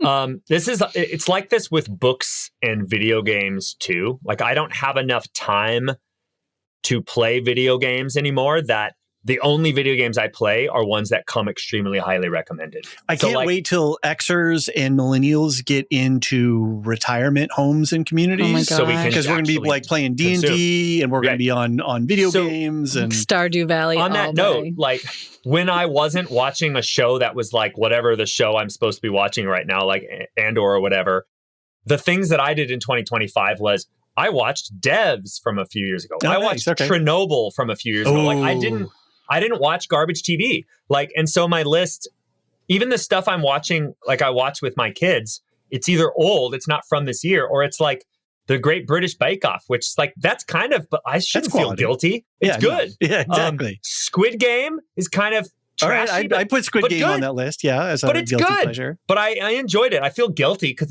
it's terrifying. The White Lotus, I don't know, it's kind of good. Yellow Jackets, maybe it's falling off, but it's kind of good still. So like, those are the shows that I was playing with. But then like, if I watch a show that I actually was like, I don't know how good this is. Talamasca. I watched Talamasca and like, I don't know that it was that much of a pleasure to watch Talamasca. So is it a guilty pleasure? Right. I don't know. Yellow Jackets, maybe? Okay. I don't know. Because it's not great anymore, but it's fun still. It's a mixed bag. Okay. I don't know. All right. I give up. Fair enough. Now, guilt, there has been in the past some conversation about, well, you shouldn't feel guilty about, enjoyment. But there are those things where I walk by the cookie jar, it's the holidays. And so we got a ton of sugar cookies in the big cookie jar thing. And I I look around, is my daughter watching me? And I I snatch one, right? Because there's an excitement in guilt, Nichole. Right. What do you got, Nikki V? Don't call me Nikki. Oh, it's the worst. How dare Mark you? Is salty. You should know better. Mark is salty. I just almost threw up. Nikki V. What am I, like a Southie college boy? Okay, sorry. I agree with you, David. This idea of guilt is like things that you don't want people to know about, like things that are embarrassing to admit. I have no problem admitting I watch a lot of junk television. It's the only way I can What's your favorite junk television? Well, I need to turn off the bumblebees that live inside my brain sometimes, and watching junk TV helps. Similar to last year, I'm sticking with Love is Blind as my favorite guilty pleasure. Fascinating. My wife watched a whole lot of that this year, and I caught a couple. Fascinating. It made me so mad though to watch. Well, you have to fast forward. Yeah, you just have to fast forward through some parts. I also really like to show The English Teacher. I think I probably mentioned that last year too. It got canceled after their second season, so they're not coming back, which is really unfortunate. Was that the one? I forget her name. Was she in? What was the other medical show that's still running? That's like 13 years running. I forget the woman that I'm thinking of. Grey's Anatomy? I can't remember. I don't know. There was a college professor show that I watched that was just too real from a couple of years ago, and I was just like, oh my god, I can't watch this because my family is all academic and everything like that. I was just like, this is. I don't know. It was a comedy about like teachers in a suburban Michigan high school. 2025. It's not from high 2020. school. So a high school teacher, not a college professor. Yes, this is a high school. Okay, so I'm thinking of a different show. It was really funny and really was fun to watch after a day of being in a classroom with a similar demographic portrayed on that show. That sometimes you talk to college kids and some things they say, you're just like, how are you even existing on this planet with this point of view? I love my students. And sometimes I realize that I'm of a different generation. So the show was really funny. I'm sad it was canceled. I think it had potential to keep going, but there was some controversy surrounding it, which is why I quantify it as a guilty pleasure, because it's kind of some of the things that the director and writer and actor allegedly did were pretty unsavory in his past. Okay. So, but I still think it's worth a watch. So those are my two guilty pleasures. Also, I'm going to shout out K-pop Demon Hunters, even though it's not a TV show, but a movie. I have a kid of the demographic that watched that, and I actually really, really like it. I saw it in the theaters. It was really good. Yeah. So it invaded our house as well. So invaded. Like it appeared out of nowhere, and it was just everywhere. It's just everywhere. Yeah. All at once. I was thinking Sandra Oh and Grey's Anatomy. Oh. The Chair, right? The Chair, is that what it was called? Yeah, No, I haven't seen that and either. I want to see it because I am a literal department chair at my college. And I haven't watched it yet. It made me, I was freaking out. I was like ABC after school special freaking out. Like, oh no, bad things are going to happen. I can't wait. Just add it to I have such a long list now of things to watch over break. Perfect. Crush it. Speaking of, some misses. What is your anticipated for 26, Nichole? Oh, I'm really interested in Fallout. Really interested in Fallout. Fallout will end. Is Fallout binging? Well, it's fine. It can be accounted for because it's. Well, my husband was watching it and he kept saying, "You should watch the show. You should watch the show." And I was like, "I don't want. It looks stupid. Meh." And then the other day we started again because he was rewatching, and then I watched like 5 episodes without him, and he came home. He's like, "You've done?" I was like, "I couldn't help myself." So I can't wait. I'm really excited. I think it's so funny. We have to talk about impulse behavior. Yeah, no, I got it. You got that one handled. I got it down. I'm a very professional. good into that. Yeah. So I'm really looking forward to that. Cool. Yeah, that will be out shortly, and I think hopefully Radioactive Ramblers are going to be covering it. You know what? I went back and after I watched it all, I was so thirsty for more. I went back and listened to all their content about it, and they're really funny. I can't wait for more affiliate podcasts. Yeah, I was like, let me check these guys out, and they were awesome. I think, are they binging or are they? No, it's going to end. Yeah, no, it's going to serialized out over into February. So it is a 2026 show. I need a binge. I have no patience. Fair enough. And Mark, your most anticipated show for 2026. Next season of Interview with a Vampire. Oh, really excellent. Connected with the first 2 seasons of that show. There was a moment in that second season in particular where it was like, wow, they mean business. Because Alicia loves I had read show. the book. Mm-hmm. Yeah, I know. I had read the book and I even reread the book. You and Mark you and John and Alicia, you guys are little peas in a pod here. You love reading. Yeah. We're all the same age. Not us. Actually, no, me and Alicia are. But love reading. Yeah.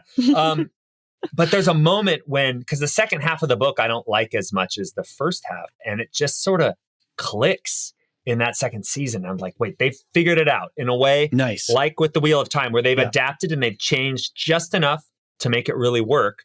And so I'm really looking forward to the next season. I do not know at all where they're going to go because the books go really off the rails and there's no way they're going to go as off the rails as those books. They go so off the rails that I stopped reading and I have no interest in finishing the series. Like after I was 5 or 6 albums, 5 or 6 books deep. And I'm like, I think I'm done. That's what I felt after like the Sarah Maas books, halfway through the Sarah Maas books. I don't know. Did you just our listeners know? Listeners know. Yeah. Okay. Like, they know. Yeah. They know you, Nichole. They know. Awesome. Well, you guys pulled up some great picks and some good titles and new things as well. So really exciting. I just want to extend a word of thanks to both of you personally for not only sort of trusting that the Lorehounds were your spiritual and logistical home, but then just all the fun and enjoyment that you brought to our community this year. And it's been great having you on various podcasts, and it's been great to watch you guys on the journey of your own podcast. We had fun actually meeting in person, the 3 of us, the other week, and having a meal and a couple of drinks together. So that was great. And Nichole, I've really enjoyed our Pluribus. And Mark, we had some fun as well, especially the alien stuff. The alien blog posts that we put together with all the data and stuff, it's getting really good traction on SEO. Nice. So sweet. So I just cannot thank you both enough for everything that you've put in, and I've really enjoyed getting to know you guys and having you within the community. So thank you. Hopefully you guys have a nice holiday with your families, respectively. Nichole, we will be seeing each other on Sunday. Yeah, for sure. Yeah, it's been great to find a home in the Lorehounds. I do have to say, though, David, it feels a little bit like next week I give this, it's been great having you in your music theory class. And then someone goes, Professor, we forgot to do the final. You skipped Biggest Miss. Do we want to talk about Biggest Miss? I hate to I know you were Did trying I to do wrap that? up. Do I need to do But my that was edit? such a great bow. That was such a great bow on it. Yeah, it's wrapped. Good job. See, professional podcasting at We its could just finest. not do the final exam. It's fine. I was You forgot to all give us getting all homework. emotional and fuzzy wuzzy. No, we don't like Nichole even emotions here. segued. We were like, speaking of shows I need to catch up on over break. And you were like, most anticipated. It's like, oh, okay. My we apologies. can end on that emotional note. It's fine. I like No. emotions. Go ahead and you can throw in your biggest miss real quick. For me, I'd say I don't know hardly anything about it, but I keep hearing of the show Adolescence. Probably got to check it out. Oof. Yeah. Just sit I'll leave down. it at Be that. prepared. Mine's the same. Yeah. Same. Oh, sorry. Yeah, mine's the same, and it's not because I copied off of him, even though I did see You're that on sitting his right list. next to And I was each like, other. I saw you looking that over your does shoulder. that does sound actually great. I recently learned that I love oneers, like single camera shot. I Yes. think it's very fascinating. And then I also recently learned that show, like that's what it's all about. It's like that's not a gimmick of it, but like The studio? part of it. Which? Adolescence. Oh, Adolescence. Yeah. That's They like are every all episode's wonders. just Yes. one a Wow. oneer, which Yeah. is kind of wild when Sure you is. think about that. So I got turned on to that by the studio. They do a lot of Yeah. that. It's just another great show.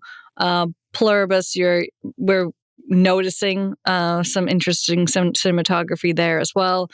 So I really want to go watch it from a cinematography Got it. perspective. And also, I think that as someone that teaches counseling classes and teaching adolescent development classes, everyone tells me that there's one scene with a therapist that's really It's a pivotal, whole episode. It's the a whole episode. Yep.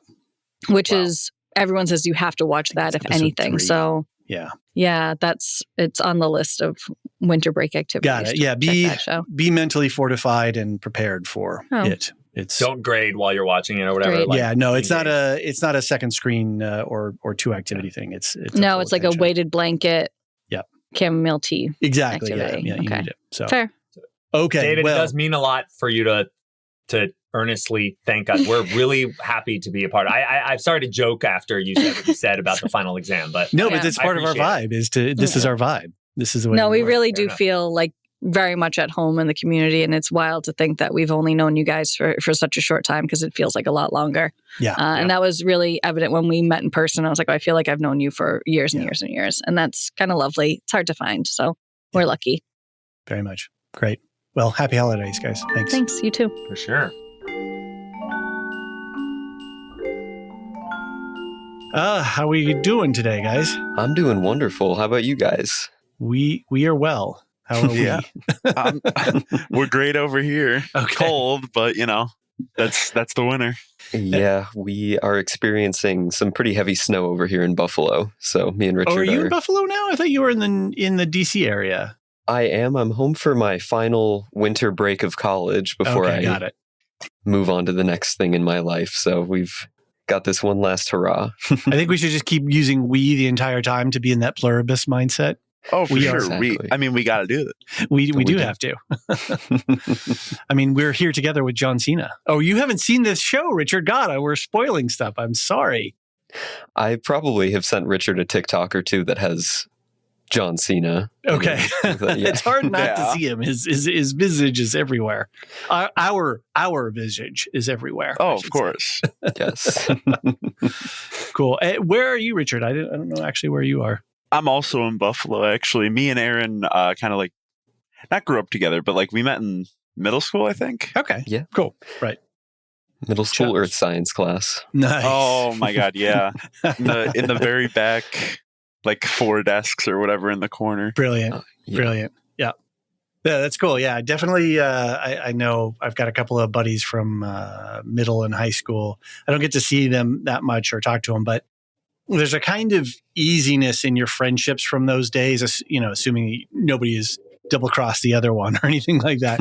But it's just easy. Like when I talk to my buddies, it's just like, no pretense, no F's to give. We've just known each other long enough that there is no artifice to the relationship. Yeah. Exactly. Yeah. Yeah. And now that me and Richard are in the same place, we're going to be able to catch the Welcome to Derry finale together. Oh, Because we've very been watching cool. over Discord every week. And so we'll finally have an in person. Oh, fun. That's Yeah. awesome. I'm so hyped. Plus, I just moved into a new apartment. I mean, last couple months, like, I'm excited to give you a tour. Yeah. I'm excited to see it. Are you I haven't talked to anybody from Radioactive Ramblers, but season 2 Fallout, it's upon us. Are we covering it? Oh, absolutely. It's coming out on the 17th, and me and Richard are going to be doing some kind of preview in the next week before Fallout Season 2 starts to talk about the trailer and everything. There was a little bit of chatter in the Discord asking if we could break down the trailer. Good. I think that Sub-Zero had asked for that, so we are definitely going to get around to that. Chase is a little bit under the weather. I know that he's been in contact with us individually about it, but he is doing a little bit better, but he won't be with us for a couple of weeks on Fallout. Right. Well, you can always join in if you can. Yeah. So, yeah. And I think, did you get his top 10? Are we going to read him in on yours, or top 3? I'm sorry. I never ended up getting the top 10 from him. I talked to him on the phone yesterday, and he said he would send it to me, and it did not end up happening. Well, so given what's going on, we're totally understandable about he's got to take care of some things. So that is completely fine. But you guys are doing full episode to episode coverage. Is it streaming or binging? It'll be actually streaming this time. The first season was a binge drop, and me and Chase were scrambling to cover that. I think It's always terrible. It was awful. And we got our episodes out pretty quickly, but that was maybe the most stressful period of podcasting that I've ever done. And it was right at the beginning. So, Yeah. That's rough. Okay. Well, it's streaming. It's good. Sorry, Richard, go. I think it might be the first 2 episodes on release. I'm not sure. That's fair. I know they've done like stuff like that before with like The Boys, but yeah, and Pluribus we dropped 2 at the beginning and stuff. Sometimes that's good. So, well, I know everybody is looking forward. There's a lot of buzz about the show. It's your crown jewel show for Radioactive Ramblers. So, and I hadn't talked to you, so I was like nervous. I knew there were movings abouts and work and life and things. And I was like, I hope the boys are going to cover it, because we can't not have coverage for it. Yes. And I think that we are still planning on, I know it's extremely, extremely late, so apologies to everyone at home, but we are still planning on doing a wrap up for Gen V before the last season of The Boys comes out. Life did get ahead of us a little bit. Ahead of me in particular, I had all kinds of finals and things like that stood in the way of podcasting, but we're going to get to it. Plus my, I have no problem saying this now. My current job, my hours are 3 to midnight and kind of bad. I just got a day shift job that's going to maybe free up some more time during the week, at least, to get episodes like recorded. Right. Cool. Well, it's great. I mean, there's a lot of anticipation. So it's great that you guys are going to cover it. And you should cut a trailer or promo that we can put in on the main feed to run in those promo spots for those promo breaks. So that would be really good. Yeah, we'll put that together when we're doing our preview episode. We can get a little trailer going for sure. Yeah. Keep it, it's something simple, nothing too fancy. I know that's the thing with trailers, is it like, I got to do it just perfectly or whatever. As long as people know that, hey, we're covering it and you go find us here. Yeah. I'm also hoping to get some more TikTok content out for this sort of season. Okay. Utilize my Canva Pro subscription if I'm paying for it, right? Speaking of Canva Pro, I have to talk because we were putting it together a Knight of the Seven Kingdoms logo. Oh, yes. Tile art, and Canva wasn't cutting it. So I used one of the other LLMs, which is now more than an LLM, and it was able to extract so on the whatever I don't know the book, so don't at me. But the main character, Dunk, I guess, Dunk and Egg, right? His shield has a beautiful, almost Tolkienian tree and star motif. And I was having a really hard time extracting that because I wanted to use that as the primary art for the podcast tile. And I gave it to one of the LLMs, and it extracted it perfectly. And put it on a beautiful background, and now I can overlay the text. I tried to get it to do the text, and it was just a complete spaghetti. But it pulled that image apart, and I was like, "Oh, we're cooked." We are cooked. Yeah, Canva can be rough with that kind of stuff. I try to stay away from AI as much as I can, or LLMs, but sometimes you just need that tool in your toolkit to really go the extra mile. It's good at certain things that you just can't get done otherwise. I'll show you the designs when I get it done. So, or when working. So, anyway, we're here today to talk about television from 2025, not 2026. Oh, yeah. And this episode will come out on the 26th, and everybody will hear me repeat this over and over again when they're listening to this podcast, which is our Boxing Day episode. And we're doing our top 3 with our friends and affiliates. And so it's 3, 2, 1. I'll bing bong between the both of you. And then you can say a few words about why you picked that show. And then there is your guilty pleasure, something that you would not rank on a credible list, but you love it anyway. Your biggest miss, something that you didn't watch even a single episode of.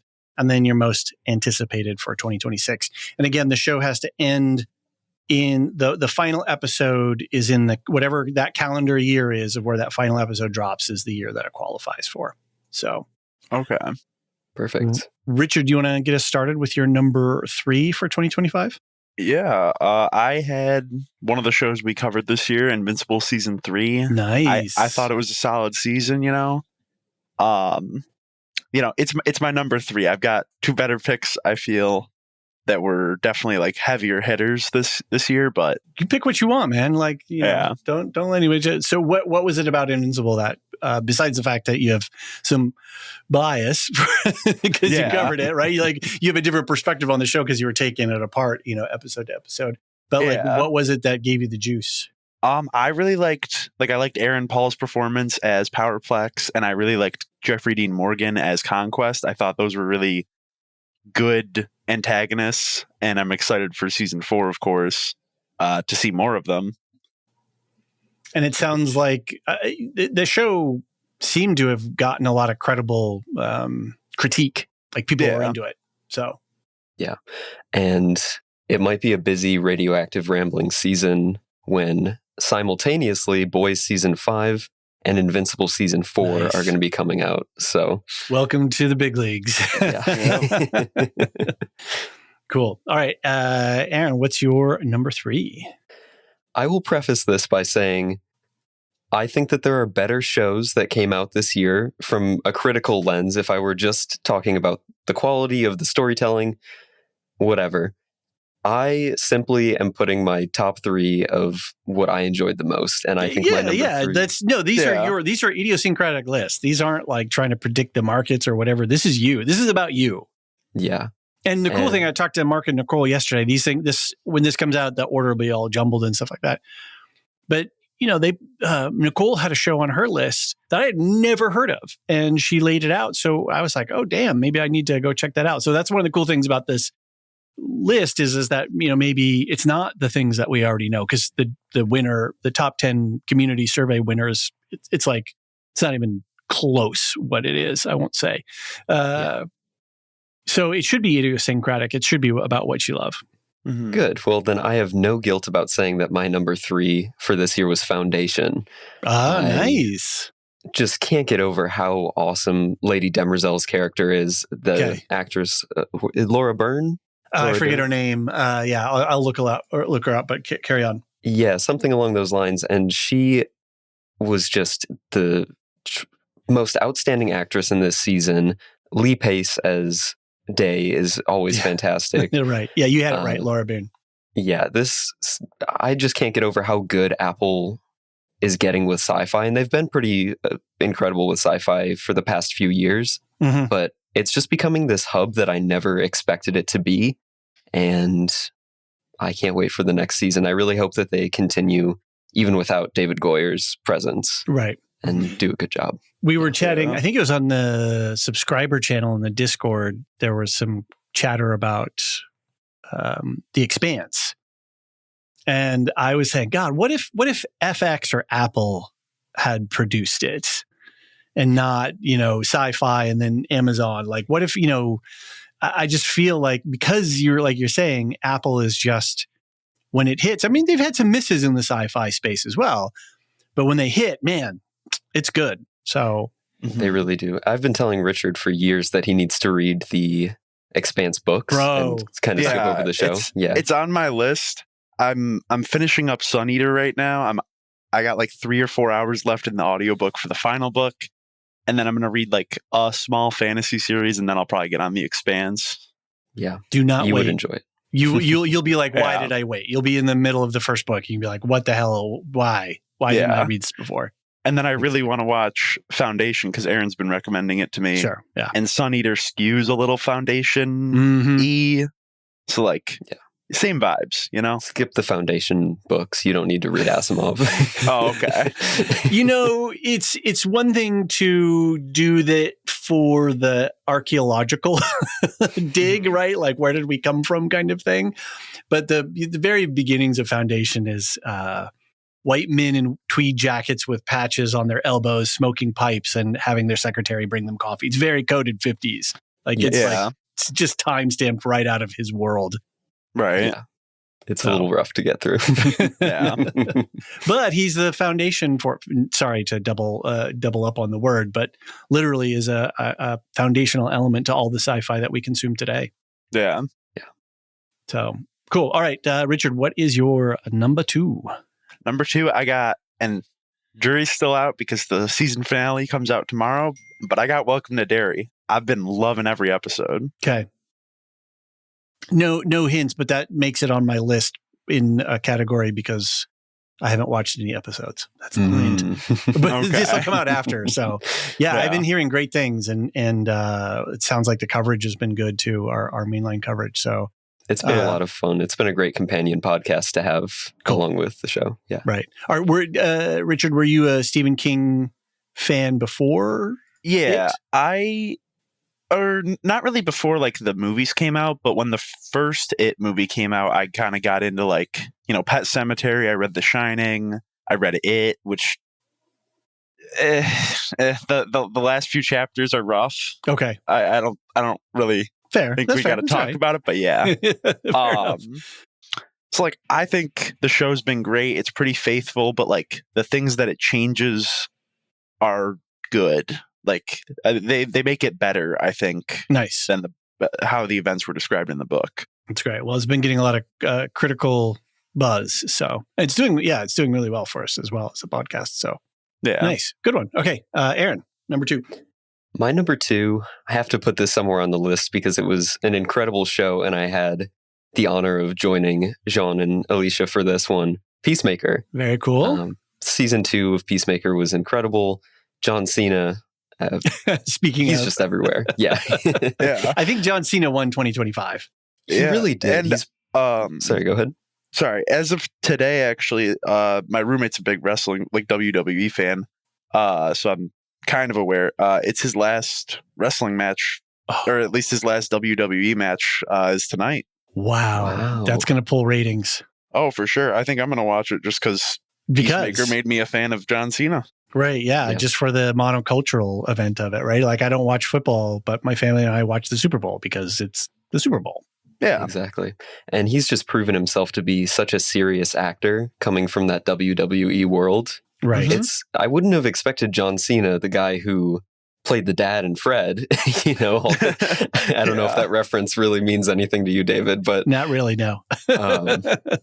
Yeah, he was such a goofball, and now he's this real emotional actor that has so many facets to him, so much depth, and it's shocking.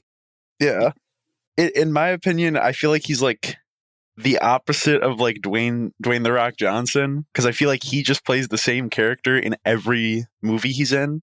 Yeah. Plays himself. Yeah, he plays himself every time. Yeah, where Cena's got a little bit of range. He was He was in The Bear. I don't know if either of you watched The Bear, but he showed up in The Bear last year. So I still got to watch The Bear. Yeah. You have not? I'm behind on my shows. Here's the thing. Here's my tip for The Bear. And we were talking about this on the Top 10 channel today as well. Wait till, if you haven't caught up at this point, do yourself a favor. Wait till season 5 drops. Mm-hmm. And then do a straight run 1 through 5. Okay. Don't assume it's not like The Pit. It's not like Slow Horses. It's not like Foundation. It's not like anything else. Mm-hmm. It is its own thing. And if you take it as its own thing on its own terms, then I think it hits differently. If you go, well, season 3 was kind of lame compared to season 2, you're missing the point. Okay. And not you, but us, we miss the point if we get back to the John Cena of it all. That it's I think when season 5 drops, you take it as a whole rather than it's like a book. Yeah, it'll kind of like tie everything together. Yeah. Okay. Yeah, because it has its own rhythm and flow and arc. And anyway, yeah, we're not here to talk about the bear, even though it's on my list. Yes. Yeah. All right. Where are we now? Aaron, are we over to you, Aaron, again? I think we're to Richard for his number 1. What was your number 2? Wait, I got lost in the conversation. My number 2 was Peacemaker. Oh, that's right. Yeah, you were saying. Yeah. God, I got so lost in the bear, I forgot where I was. All right. It's easy to get lost in the bear. Oh, yeah, I'm sure. Richard, your number 1. My number 1, I guess I'm technically wrapping season 1 into this because I only watched it this year after Aaron's been begging me. But Andor season 2 was so peak. I mean, I don't really know what else to say because it was perfect in my opinion. Yeah, well, it 100% qualifies because it was this year's television. So yeah, no doubt. So are you a Star Wars fan writ large? Yeah, I have been. When Andor season 1 came out, I was kind of getting fatigued with like all of the Disney Plus shows. You know, there's something every other week releasing, and like I just missed it. And then when season 2 started coming out, Aaron kept telling me like, you got to watch it. Like, this is so good. You're a good friend, Aaron. You're turning him on to all the good stuff. So I try. Sure. And in return, he turns me on to a lot of good media too. Well, there you go. It's a healthy relationship. And so like, I loved Andor season 1. I binged it in like 2 or 3 sessions. And then same with season 2. If I could go back and relive Andor season 1 to get the way that it hit, such a good season of television. At least like the entire prison arc is so good. Phenomenal. Yeah. Phenomenal. That's great. Yeah. Okay, cool. Well, I think you'll be in good company when the top 10 community survey comes out. I won't give too much away, but this will come out after that. So it's it's going to crush. It's going to crush it. Oh yeah. Aaron? I was trying to keep a little bit quiet there for a second because Andor is also my number 1. Okay, fair enough. Well, yeah, there we go. What do you have to say for it? All of the themes of this show are just so relevant to the world. And I just... Especially because you study political science, so... Yeah, I'm in political science, and more specifically, if I really want to parse everything fine, international relations. Right. So it's... this show was it hit on so many levels for me that I didn't expect it to, especially for a Star Wars project. Like about a week and a half ago, I was at a pop-up theater watching the new Knives Out movie, and they played a trailer for the Mandalorian and Grogu film that's coming out soon. And I just watched that and I felt absolutely nothing when I was watching the trailer. So Andor was such a breath of fresh air, and not that I want every Star Wars project to be that kind of serious, heavy, adulty, kind of show, because it is for everyone. Star Wars is primarily for kids. That doesn't mean we all can't enjoy it, but it's this universe that they can tell other stories in, and that's what they proved, is that they can tell a real adult story that matters for this moment in time, and they can do it well. Well, yeah, I mean, I think like critically, like looking at it that way, it's probably the best piece of Star Wars media. But like, I'm always going to have a soft spot for like Revenge of the Sith, you know? Like, right, because that's a nostalgia movie for you. Yeah. Yeah. I get it. Yeah. And just like 77 is a nostalgia movie for me. I mean, if you go back and you look at it, there's holes and it's it's clunky in spots and there's all kinds of stuff. But damn it, you know, like when it hits, and you can't. The heart wants what the heart wants. Yeah, exactly. Yeah, it had that decent amount of fun Star Wars stuff in it that made you feel like you were in that universe, but if it wasn't Star Wars related, I would still be watching and enjoying the show anyways, if it was something completely different. Very Yeah. cool.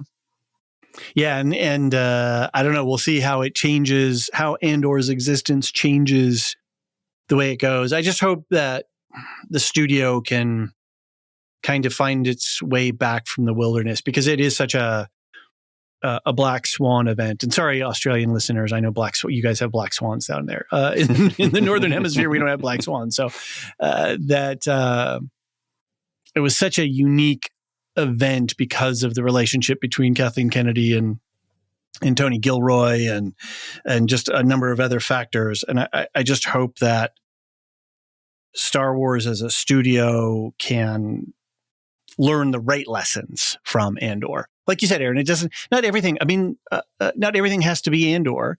What was it? What was the one with, what's his name? The Goonies one that we had. I'm blanking. A senior moment. Skeleton Crew with Jude Law. It was great. Yeah. That was fun. I loved that. It was a kick-ass good time. Put on your pajamas, eat a bowl of cereal, and have a great time. And it had a lot of heart and soul to it too. So like we can have both. Yeah, Absolutely. I still got to watch Skeleton Crew. Yeah, I'm behind. Richard, that's your motto. Like Richard, man who still has to watch everything.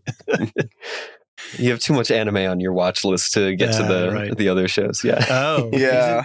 I saw One Piece live actions coming back. I don't know if you guys are One Piece people. Oh shoot, I'm not, but I also really want to, because like from what I know about like later in the show, after episode 300 when it gets good, like I know a lot of the political themes are great. It's about like, I guess the military is like super protective of like the upper like wealthy class, and like that's relevant. So like I'd love to watch that stuff.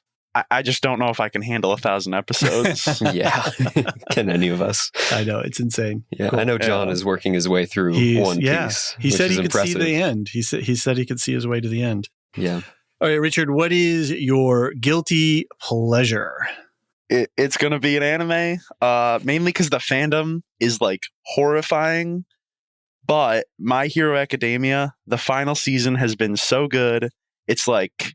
Wait, is this good or guilty pleasure good? Good. It's genuinely good, but I got to count it as guilty pleasure because of the fan base. Okay. Like, that's how bad it is. Wow. Okay. That's weird. That's saying something. But like... What's it called? My Hero Academia? Never heard of it. Oh, it's basically like the basic framework for a show. I won't like drone on too much. Kid doesn't have any powers. Number one hero has his superpowers can be transferred. And then once the kid gets it and like uses it for a while, he gets to use the powers from the other people who used to hold on to it. So he's got like 10 different powers going up against a villain that's got like hundreds, because that's his whole thing, is he can steal them. Okay. And I can't explain any more than that. Okay. It's just great. It gets tied together really well. Okay. Fair enough. If I keep going, I'm never going to shut up. Right. I'm looking at some image search stuff on there, and I can't tell much other than it's an anime. Yeah. Big eyes and spiky hair, right? That's it. Aaron, what is your guilty pleasure? My guilty pleasure is going to be Adults, which is very much Gen Z humor. It's on Hulu. And that's the one. There's like a bunch of like TikTokers and stuff in it, right? Yes, exactly. And when I first started watching the show, I watched the first episode and I thought, this is the worst thing I've ever seen. I'm never going to watch it again. And then I gave it another episode and it quickly became the funniest show all year. I won't spoil too much about it because it'll ruin the comedy, but there's a couple of episodes with Charlie Cox in it. And the final episode with him in it is like the big comedic event of the season, and it's a dinner party, and I just didn't stop laughing the whole way through. So if you're looking for something that a very light show, this is the one for you. It's hilarious. Is this Friends for your generation? I don't know if it's quite Friends, but it's definitely, because I don't know if that level of viewership really reached this one, but it was all over TikTok because of the nature of it being such a Gen Z TikToker kind of show. Right. it was a lot of fun. I would highly recommend it. If for nothing else, watch the Charlie Cox dinner party episode. Cool. Yeah, it's a FX on Hulu. Yeah, surprise, surprise.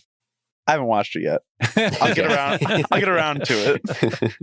8 episodes, 1 season, yeah. So yeah, cool. New season is coming out, I think, this year or 2026. All right, cool. It's got a pretty good high. It's good. Got some good approval ratings. So, what is it?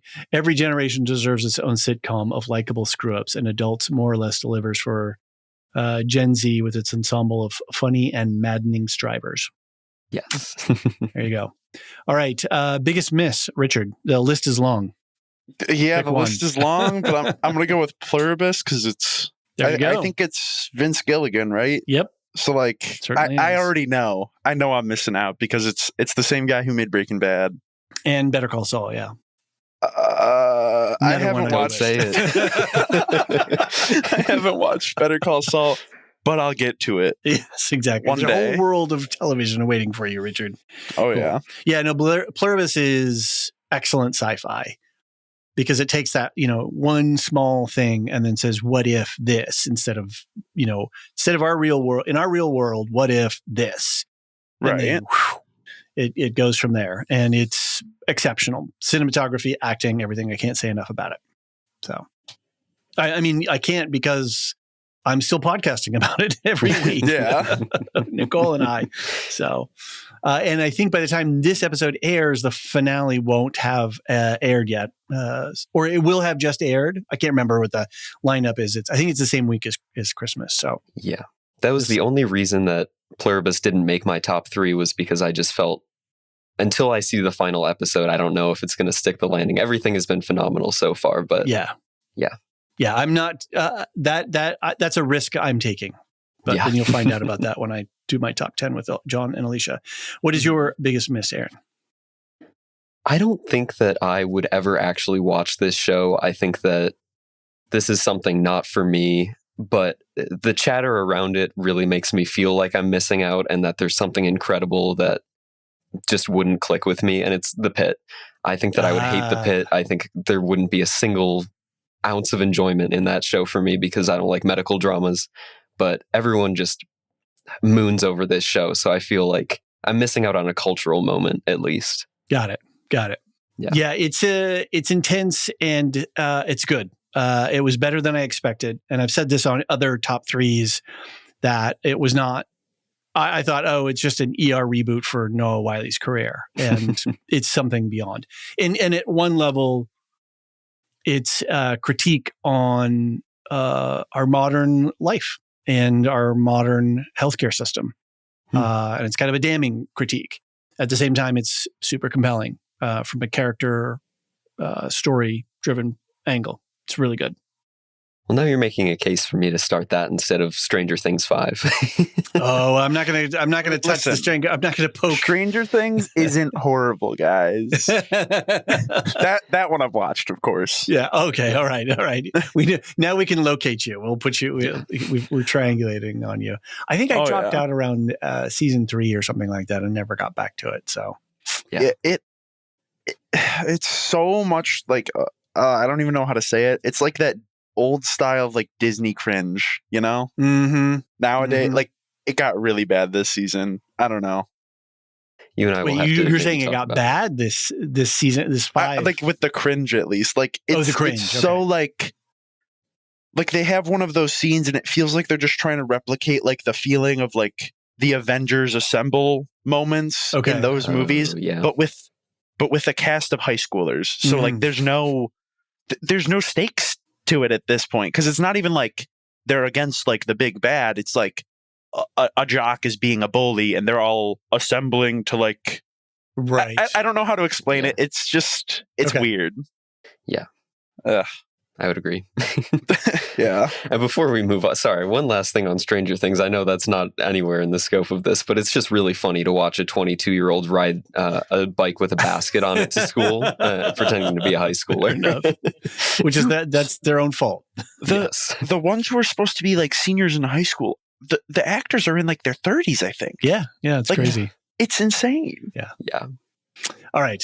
So again, I got lost. Where were we? Richard's most anticipated, I think. Right. Did we get your biggest? Yeah, we got your biggest miss. Yeah. So yeah, you're right. Yeah. Richard's most anticipated for 26. I've got. Holy shit! I wrote it down. I'm sorry. Let me. Fair enough. Because I got a few, and they're all in the same. I got two that are in the same like time, but I'm going with the boys' season finale, Okay. or series finale, because Okay. hopefully it'll tie everything up and we can put that one to rest. Right. Because the last season was like, Yeah. can they pull it back? Will they listen? Will they refine themselves? Yeah, that's a good question. So it's an important series. Like, I really hope that they can bring it to a proper close. Great actors. I mean, it's a great premise, some funny storylines. So yeah, a lot on the line there. Aaron, your most anticipated. This was a rough one for me, but I ended up landing on House of the Dragon. Yes. This show is just so good. And I heard a teaser came out relative to when we're recording this. There was a teaser dropped yesterday.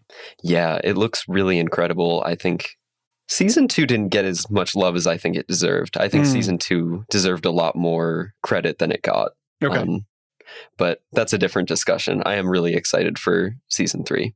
All right. Well, we will be covering it in full for sure. So fingers crossed. It's been a solid prestige show. So yeah. Cool. Well, thanks guys for coming by. It's good to talk with you both. It's been a minute since we've had the opportunity. So I appreciate it. We're really glad that you guys are part of the network, and we're looking forward to your coverage for Fallout. Yeah. Thanks for having us on. We really appreciate it. Yeah. And thanks for listening to us radioactively ramble a little bit and getting our side tangents. Yeah, we do tend to do that. Yeah. Just a bit. Welcome to podcasting. And give Chase our best. And we'll see you guys in 26, if not before. See you in 2026. Oh, yeah.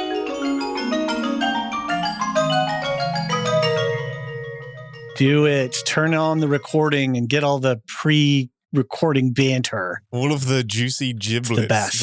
The audio giblets that don't make it. Okay, we're pushing the metaphor. Hey, how was your first American Thanksgiving? Well, was it your first? I don't know. No, this would be my third American Thanksgiving. Goodness me. As a person that is living here. Right. So yeah, slightly different. It was amazing. I specifically wanted all of the American food because the parents were visiting. So we actually had 2 Thanksgivings back to back. We had one Thanksgiving on a Thursday before they went home. No, on a Saturday before they went home, and then proper Thanksgiving 5 days later. So yeah, 2 Thanksgivings in 7 days was, that was a choice. A lot left over. This is the fridge way. was not happy. Yes. And of course, we all in internet land wish you happy nuptials. Thank you so Congratulations, much, David. Yeah, that was amazing. It was very small. I was like, what? It's happening now? Oh my God. It immediately happened. Yeah, we did it while the parents were here. Brilliant. It was either that or wait or do it without them. And they didn't quite like the idea of missing their son's only wedding. Weird thing, Matt. But no, it was great. It was really parents really of the previous generations, they're weird like that. Yeah, so sentimental. No, it was a great day. All of the important people were there. That doesn't mean that you're not important, David. No. You couldn't make it. The immediate, and there is something to be said on size and scope of weddings, and there are choices that you need to make that are comfortable for you. Yeah, and things can get out of hand really quick, and there's these weird scoping, like how big, how small stuff. Yeah, so you got to make the choice that's right for you as the couple. If you invite 1 degree of separation, the other 2 degrees are like, well, clearly you draw your line somewhere and I'm not on the right side of it. So yeah. And you can always get away with the tightest circle cut of the immediate, and that's acceptable. Yeah. Hyper small. Still managed to, I think, probably offend some people, but I think it was an understandable level of offense. But yeah, it was a great day, great food. Just people stayed close the entire day, and yeah, it was beautiful. Really, really good day. Well, and an achievement was created. A marriage happened. That was the one goal. We end up married. It's a successful day. Congratulations. Thank you. Yeah, I have to laugh too, going back now a little while. And, oh yeah, Janae was just your, business associate. Yeah. And there's the dog. That's some dogs. Yeah, just oxygen has happened. Got it. Therefore, barking will happen. Right. The excitement of going out into the said oxygen. Anyway, you guys did a great job of snowballing all of us. Yeah, it's quite funny. We had somebody reach out on the Captain's Pod Blue Sky and say, I think I'm picking up something. Are you guys together? It's like long-range sensors indicate recently wedded. So yeah, I love that it wasn't obvious and it doesn't have to be this scandalous, gossipy thing. Just we got to do it at our own pace and on our own time. And yeah, and everyone's just unanimously across the board been really happy for us and supportive. So yeah, it's gross. It's absolutely sickening.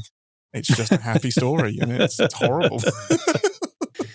And that coincides with the Captain's Pod standing on its own, so no longer a subsidiary of the Cinema Sins or the Sins universe. Mm-hmm. If we can doing say our that. own thing. And you still have your day jobs, and that is... Yep, day jobs are completely the same. We just had some... There were honestly like some associations that were becoming a bit tricky with CinemaSins, sadly. So there was a couple of interviews we couldn't do. Obviously, I love CinemaSins to death, but there are certain directors in Hollywood that do not like CinemaSins that much. Sure, yeah. And it's just Captain's Pod is a different thing as well. We don't really have the same format. I was just fortunate enough to do it while working at the same time. But yeah, this allows us to like do conventions as well without CinemaSins have to worry about any associations as well. So we can just go off and do some conventions. We've got tentative plans to do a Comic-Con next year. Interesting. Okay. Yeah, that'll be super and fun. Just the whole brand that you guys are doing now, the Ian Janae Patreon and the streaming and the games. So anybody who's listening to this, to go, we'll put a link or something in the thing or something. Yeah. And folks, if you're into not only the Star Trek stuff, but some of the fun and games that you guys are up to over there, they can go check it out. Yeah, we have a nice little Minecraft server that we've built, and our Patreon members are joining. That's just turned into this monster. Me and Danae laid a little bit of foundation work for it. And the we community had to take token a bit of a break, and then people have come in and built cities. It's so special.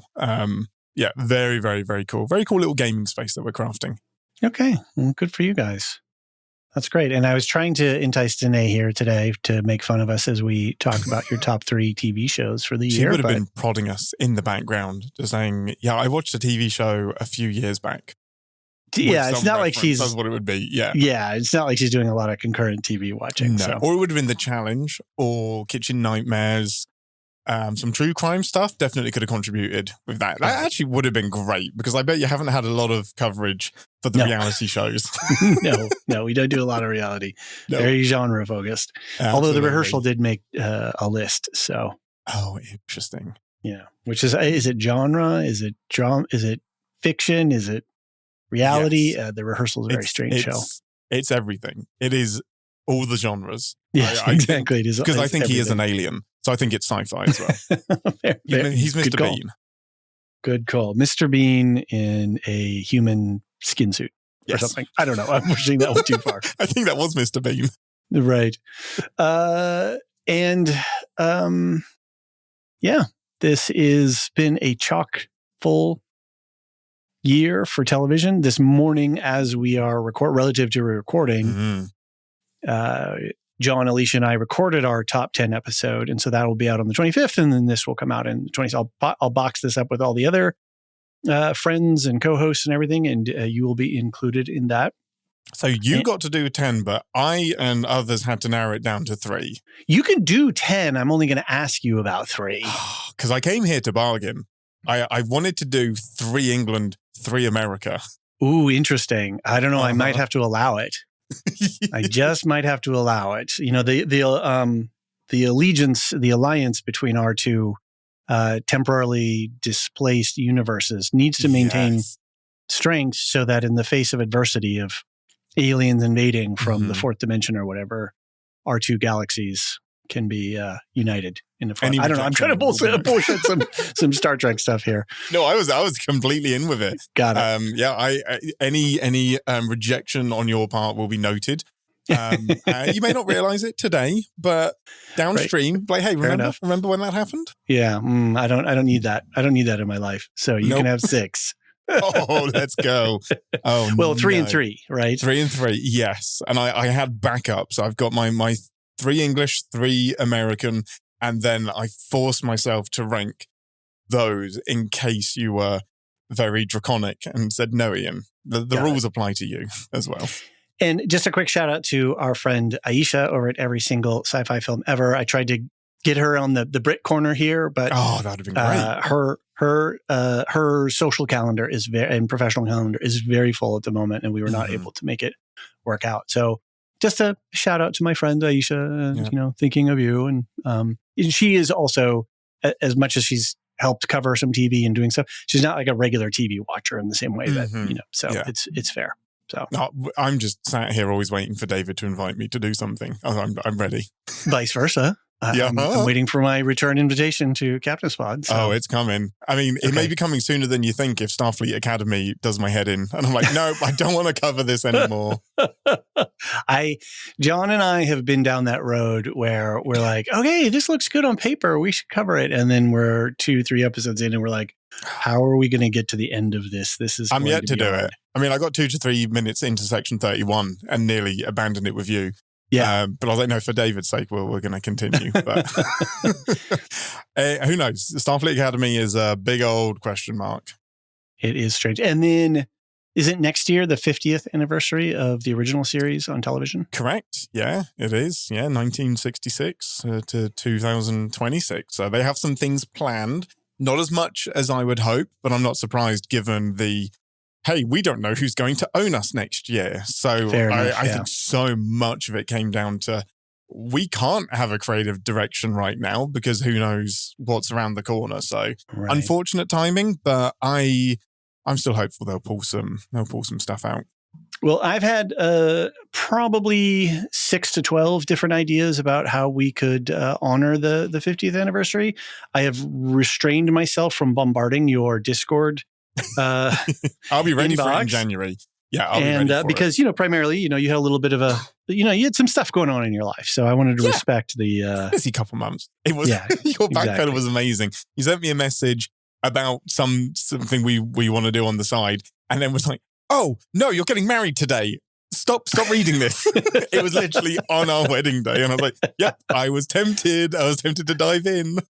Well, and then I saw it was on your Discord, on your, like in the main channel or something, maybe it was Sci-Fi Bryony or somebody said, hey, everybody, blah, blah, blah. And I was like, it's almost at the same time. And I was like, oh no, I felt mortified. Oh, no. It was great. It was amazing. I was like, oh, David's sending a congratulation. Nope. He wants to do work. It's even better. Oh my goodness. Okay. Well, if we don't talk about your top three British and top 3 American, this will be a 2-hour podcast. As it always is. I still love the record of having the longest Alien Earth podcast. I loved that. Yeah. Amazing. Cool. So what do you want to start with? You're British or you're American? Well, are we going 3, 2, 1 or 1, 2, 3? 3, 2, 1. 3, 2, 1. Okay. Let's start with British. I want to do that. That'll be good. So I will say, let me look here really quick, but if I recall correctly, let me get into the right browser window. Yeah. Our Commonwealth brothers and sisters are our biggest listening secondary, the next countries from 2 and 3 down are in the former Commonwealths. Or current Commonwealths, whatever, the Commonwealth countries. Yeah. Where is it? Here we go. United Kingdom, followed by Canada, followed by Australia, followed by Ireland. Oh, I'd better represent properly. Oh no! So 6% of our listeners are going to come for you if you do this wrong. Oh my goodness! Oh no! No Are you calling? pressure. Okay, I'm going to do it. Number 3. I just had that pause there was a little wobble where I was like, am I going to change something? But I'm not. I'm going to keep it. Stick to your guns. My number 3 of the UK, and I'm sure I've missed things. I'm sure I have. But my number 3 is Mobland. And it it was jumping into guilty pleasure. But when I got to like 3 and 3, I was like, I'm going to do it. So Mobland is Tom Hardy led show. Okay. Incredible cast. Tom Hardy, Pierce Brosnan, former James Bond. Goodness. And Dame Helen Mirren. Look at this. Right? Wait, why is this not on our... What is wrong with you people? I kind of wanted to talk about it as well because I heard nobody stateside talk about this show. And it is very English. It's very Irish as well. And it is, as you would expect, it's about gangs of London. It's based in London, so it's the gangs of London, really, with this Irish contingent that has come over, and that's led by Pierce Brosnan and Helen Mirren. And it is, Tom Hardy is a fixer. And this show was just written for me. I love Tom Hardy, and specifically, I love the fixer character. So this would be the archetype, the fixer archetype. Yeah. So from Better Call Saul, Mike Ehrmantraut. Yep. Yeah. You give him a messed up problem, whatever it is, and he will fix it.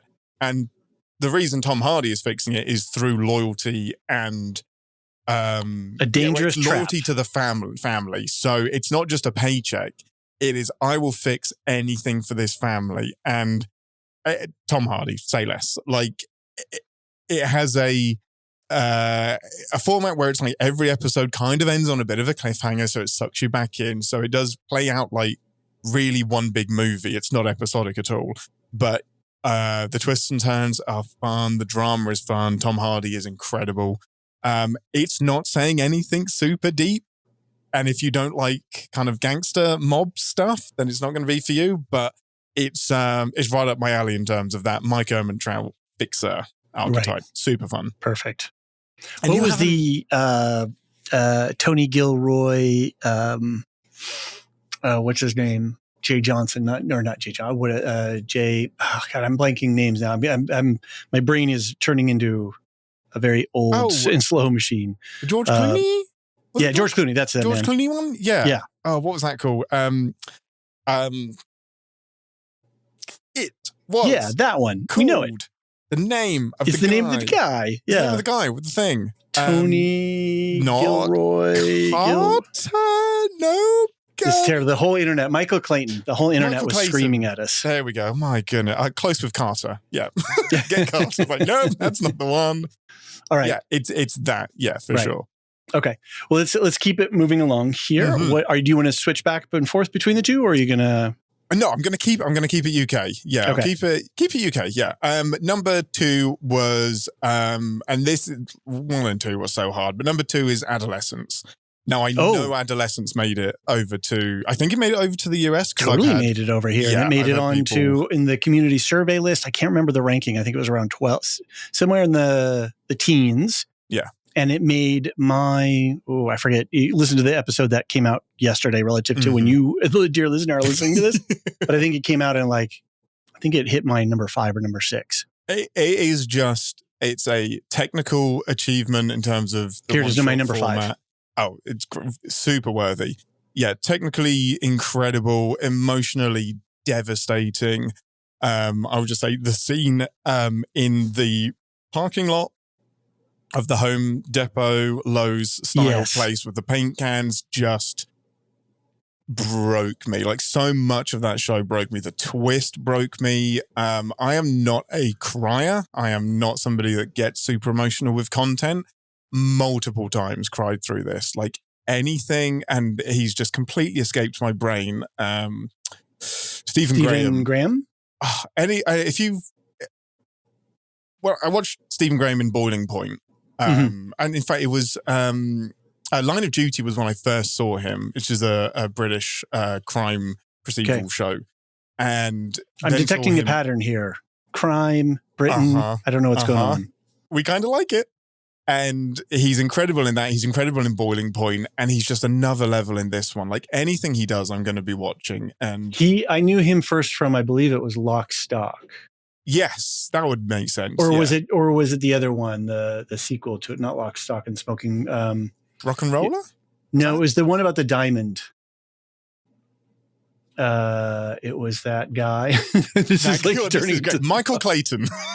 Yes, exactly. That's it. That's the one. No, wasn't he with the diamond and the dog and the Madonna's husband and Guy all Ritchie? Guy Ritchie? No. Okay, carry on with your Madonna's thing, and husband. I'll look it up here. Lock, Stock.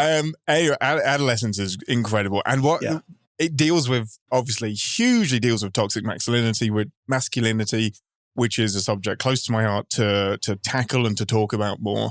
The quote unquote twist that it takes is, I think, really thoughtful. I love the direction it went. I love what it's trying to say. Adolescence is just one of those must-watch shows. Snatch, Guy Ritchie. Snatch, that's the one. Lucky Number 11, Snatch, Rock and Roller, Lock, Stock. It's all, you could say the plot of any of those and I would tell you a different title to one of them. That was my first introduction to Stephen Graham. So yeah, it makes sense. He's incredible. All the trigger warnings for it, but it is, it's an incredible show. Cool. And your number one British show for 2025. My number one, and dang it, there is a crime theme. This is objectively not better than Adolescence, but I adored it, and it's something I could watch again and again. It's Department Q. Oh, yeah. I did a What You're Watching on that. That's our little side subscriber show. I pitched it on John, I think. It was fun. It's really fun. It's exactly what I want from some lighter TV watching. And I say lighter. It still has its moments. And there is a theme throughout my list of specifically men dealing with crippling anxiety that keeps popping up throughout my favorites. So Department Q is essentially House, but crime. He is very much a Dr. House, Sherlock Holmes, tortured genius with some deep trauma that he is both refusing and agreeing to deal with. But at the heart of it is a really solid crime mystery as well. It seems to be something we do extremely well in England, is the Poirot style Sherlock Holmes mystery with a template on top of it. So Broadchurch, Line of Duty, all of those kinds of shows. Anything David Tennant has basically done that isn't Doctor Who. Detective Heal Thyself as a genre. Oh, absolutely. If only they would. And then you go back to Helen Mirren and Prime Suspect. Yes, exactly. As a cornerstone of that genre. And I think I did a rewatch 4 or 5 years ago before podcasting. And boy, that show still holds up. It is solid as anything. It's so good. And then you're like, oh, Helen Mirren did a TV show for a long time. And it's wild to think that. And I had the same thought when I watched Mobland, because I was like, Helen Mirren she has done TV before. Like, she can do this. But yeah, Department Q, it's just a really solid, not super heavy, really enjoyable watch. It's coming back for a season 2, so there's no worry about like getting super invested and then it's not coming back. So just a big recommend for me on this side of the pond. No, other side of the pond, because I'm on this side of the pond. The UK side of the pond recommendations. It was a fun show for sure. I enjoyed. Yeah. Didn't make my rankings, but I have no regrets in spending the time with it. No, it's absolutely. moody. It's beautifully shot. Yes. Some great performances by a bunch of faces that you recognize and a bunch of faces that you don't recognize. His number one, his fixer. He's so good. Effectively incredible. He steals the show. He's so good. Absolutely. Yeah, absolutely. I do want to shout him out. Alexei Menvilov. Yes, he is. As plays Akram. Yeah, so good. He is the Watson, and he's a better Watson than Watson. 100%. Yeah, Watson's like, dude, I'm Watson. Dude. Yeah, I'll just write your stuff down. And then there's a couple of scenes where when he does something, you're like, oh damn. Yeah, it can be just a little thing. It's like, oh, he knows things and he sees things. Okay, cool. I immediately want your prequel story specifically. Exactly. All right, let's switch over to this side of the pond. Are you the same side you're on now? Are you ready to be shocked? Can you shock me? I don't know. I think I Okay. can. All right, number 3. I'm going to spoil. There is not a single. No, I guess it's genre. I was going to say there's not a single genre show in my top 3, but number 3 is Paradise. Oh, really? That's interesting. This is as close to genre as it gets. Because that one, it is greenlit for a season 2, and I dropped out before what was it? It's 5 or 7. Like there's an episode that everybody just raves about. Mm-hmm. And it didn't get any love from John, Alicia, or I, but it got a little love in the community things, but didn't rank very high ultimately. Mm-hmm. And what's his name? I love what's his name. That guy, Michael Clayton, who stars in it. Michael Clayton, him, yeah. His name is the main guy Sterling that's Brown. in it. Sterling K. Brown, yeah. Yes, I love it. He could read the phone book, and I'd be happy to watch it. Liquid. This really scratched my Lost itch. Gotcha. Okay. This isn't going to break any records. Objectively, Andor is better. Alien Earth is better. But I was more hooked on Paradise than I was any of those shows. Like I kept doing comparisons. Paradise kept me coming back immediately. It did. I really enjoyed the way it did the mystery at its core. It wasn't hold on to everything. It was actually give you answers, but it's entertaining at the same time. The way it dealt with the time jumps where it gives you a little bit more information wasn't frustrating to me at all. I think Sterling K. Brown is incredible throughout it. He's not acting like he's in a sci-fi show at all. Those shows can be made and broken by the lead buying in. And he feels like Jack Bauer in this surreal situation.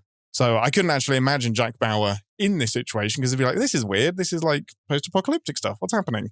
But he's completely all in. I just think it's a really clever premise. I thoroughly enjoyed it. Excellent.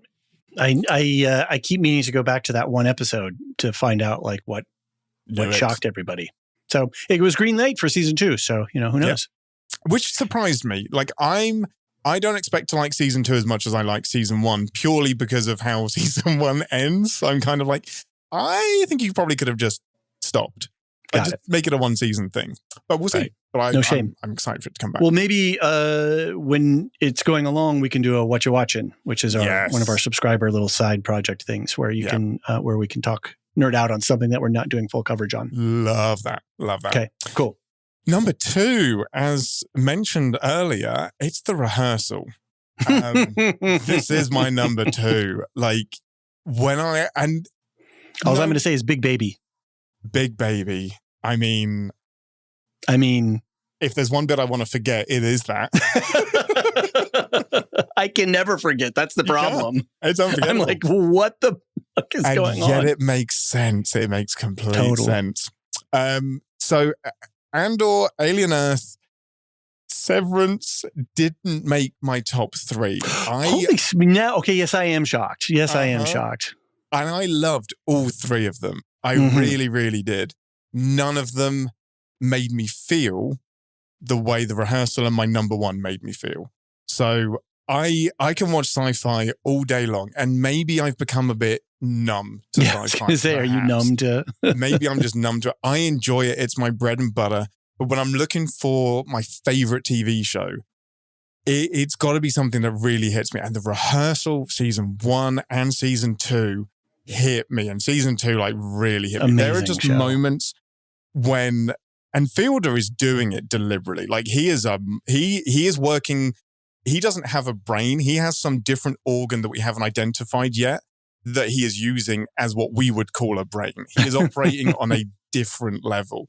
And when he does a little realization in quotation marks, and I has a little pause to camera or pause with a character where he's tapping into something beyond the experiment that is the core of the human question he's asking. I'm like, you bastard. You knew what you were doing, and he just blindsides you with this just personality altering self-realization. It's oh, I'm that person too. Oh no. But the premise is if you don't know, it's kind of it's kind of ridiculous. His goal is that you can do anything and you can master any life event if you rehearse it enough. So as actors rehearse their lines, you could rehearse a wedding, childbirth, family. You could, in this season, rehearse flying a plane enough that you never, ever, ever crash a plane. And that's the premise. And where it goes from there just speaks to how we communicate as humans, how we see each other. But he never spells it out. There's no like overall, like, and this is the human heart of the story and this is the moral. Just leaves it hanging. He's confident enough to stay with the conceit the entire way through. And the closing thing would be like, here's my thoughts on airline safety. He never gives away what we know he's actually getting at. And it's just, it's shattering. Both seasons of that show are shattering. And when you consider that the show is part discovery, like he literally is discovering things about himself and about the human condition. Yeah. As he's filming it, but yet the filming of that discovery is to a degree planned and staged and constructed. Yes. Rehearsed, you might say. You might say. It's and to then have a creative vision that spans, and he goes places. He goes off in weird little tangents, and we need to investigate this little side issue over here.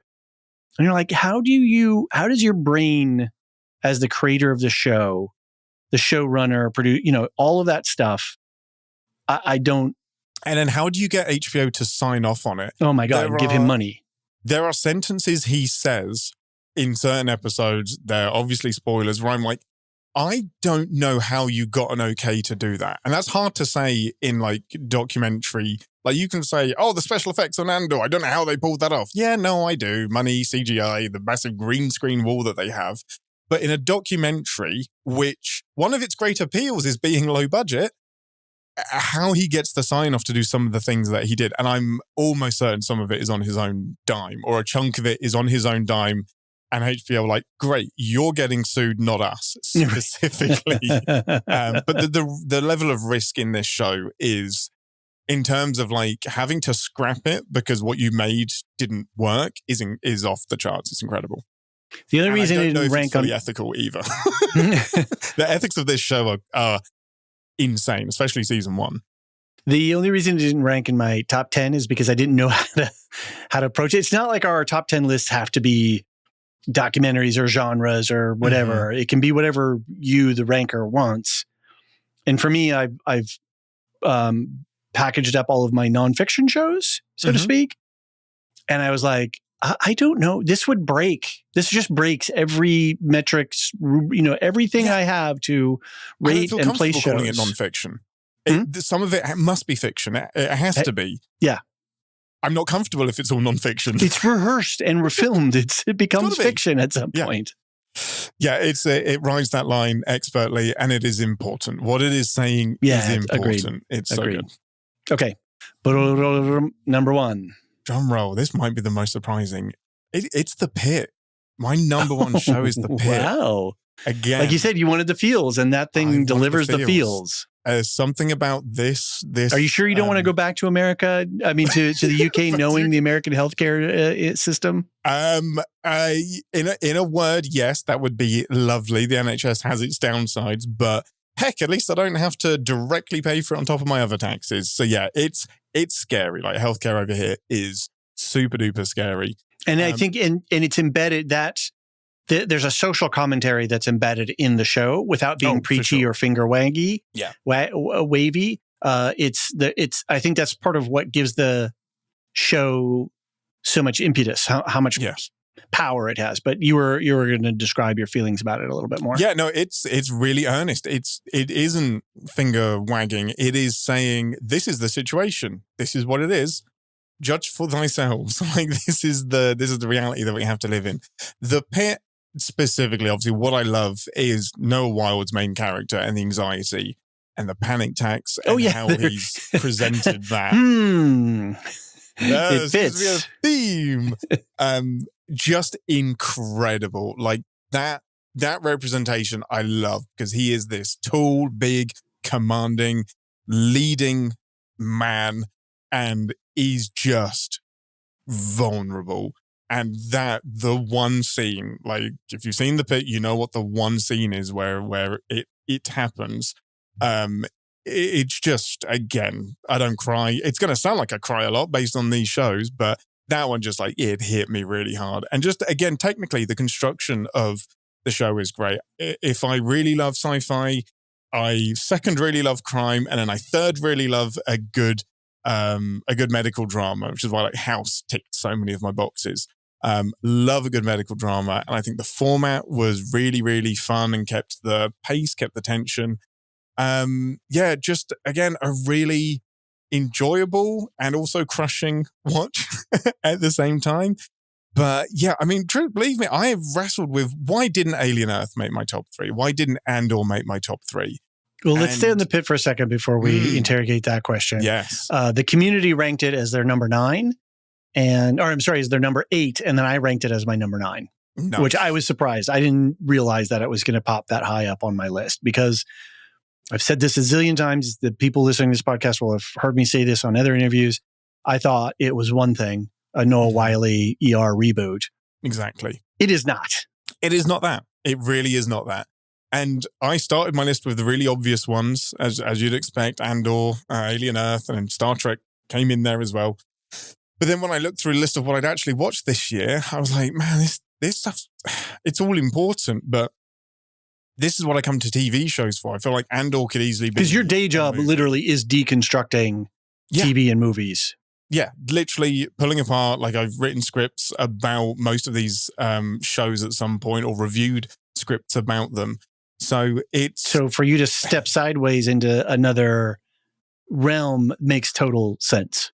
Yeah, and I think that was a big part of it, because there's so much in genre. Like we're in a great period for genre TV shows at the minute. We really are, but I'm also getting a bit fatigued with some of it. So I think that's why my 3 shows, Paradise isn't really unique in any way, but number 1 and number 2 are really format adjusting, breaking in some way. So yeah, they're the ones that have stuck with me. Like when I looked at all of the shows I've seen, they're the ones that immediately twinged my heart a little bit. Did you catch up with The Bear at all? Have you? I am halfway through season 2, and I feel like had I watched The Bear, the most recent season, that would probably have been in the list as well. Listeners are sick of me talking about The Bear. It's great. Don't stop. I am waiting for season 5. I will. A piece of brotherly advice is when you get to season 3, ride it. Do not judge it on. Judge 3 after all 5 seasons are done. That is exactly what I've heard. You're not the first podcast. I'm not alone. There are dozens of us. To tell me that. Yeah. Season 3 is just stick with it. It limps so that 4 and 5 can sprint. Yeah. So I'll say no more because the listeners are sick of me talking about it. Because these are being recorded out of order and then going to be stitched together in another specific order. So they may have heard me already. They may not have. It might be back to back, and it may follow this one. This might be your first reference. It might be. It'll be possibly. Yeah. I don't know. Go back and check. No, I don't think so. But no, I don't think so. There's some other references prior to you. So amazing. In the lineup order. But yeah, that's my. Thank you for giving me a 6. I think if I had to do like a 3 out of that 6, it would then be. Oh man, that's hard. Why have I just volunteered to do that? No, don't do that. Let's ask you your. I'm not doing that. Let's ask you what's your guilty pleasure? Yep. Survivor. Brilliant. That's a great. I love it. Pleasure. It's not making a top 10 list, but 100%. It ticks my boxes every single time. It's so good. And your biggest miss? You didn't watch a single episode. Murderbot. Aha. Yeah. I will watch that. But that's a credible miss. And that's like, I should have watched that show. Like that is, Pluribus would have been the other one, but I have watched episode 1. I just haven't done any more yet. But yeah, Murderbot that's the one I'm like, man, I wish I'd done that. Alicia has sort of, this exists, but she's expanding the boundaries of it. Hope punk, this concept of hope punk. Oh, nice. Punk that is hopeful, and Murderbot is hope punk. Oh, is a definition of hope punk. So yeah, let's go. Yeah. And your most anticipated for 2026. Oh, man. It's hard to not say Strange New Worlds, but I'm not going to say Strange New Worlds. That would be the expected answer. And it can be, it's a very fine answer. If season 3 had been better, maybe it would be. Yeah, fair. Genuinely Vision Quest. And that is mainly off the back of how good WandaVision was. Oh, is that coming in 2026? Yeah. Holy shit. Okay. I don't have a lot of hope for Marvel TV, MCU things right now, but the triumvirate of WandaVision, Agatha All Along, and Vision Quest. I have a feeling that Vision Quest is going to stick the landing and do something quite special. So I'm really excited for Vision Quest. All right. Well, Jean and Alicia are going to be for sure covering that in 2026 on our MCU DCU comics thing, however the shape of that thing looks like. Yeah. She was talking up today Wonder Man and saying how interesting. There's a tongue-in-cheek nature to it. There's a sort of an absurd, I don't know, maybe absurd. I'm putting that word on top of it. Maybe that's not the case, but she was like, if you liked The Studio, which I did enjoy on Apple TV, the one with Seth Rogen, she said there's a high probability that I would enjoy Murderbot. She really liked it. I'm all over the place here. Wonder Man. Michael Clayton. Wonder Clayton. Clayton. Clayton Bot. I'd watch that. I don't know. Okay. We're devolving here. Surprise. Well, thank you, sir, for spending this moment with me. It was good to catch up. It's been a minute since we've been on the mic for phones together. Thank you for having me and sucking my brains out of my ears. I don't know if your wife would like me to do that. I think she'd watch. Doesn't she have an affair going on with the Spock actor guy? Ethan Pegg? Yeah. I don't know that he knows that, but okay. Yes, well, confirmed. Yeah. And then, we have to figure out where we will be appearing on each other's shows in the near future. I did give you a shout out for Starfleet Academy. So folks, if they want to follow along, should go over to Captain's Pod and check you guys out. We'll be covering Night of the Seven Kingdoms, which you expressed some interest in. John and Alicia are going to be covering that full time. So we have to figure out how we want to bring in friends and family to the coverage. Yeah, absolutely. I will very much enjoy that. But and fingers crossed Starfleet Academy is worth 10 weeks of my time. I hope, I truly, sincerely hope so, but I'm getting on the track of being burned too much. Yeah. It's a sad thing. Well, anyway, let's not bury Starfleet Academy just yet. Not yet. Let's give it 10 minutes. Give my best to Janae, and I look forward to catching up with you guys soon. Okay. Cheerio.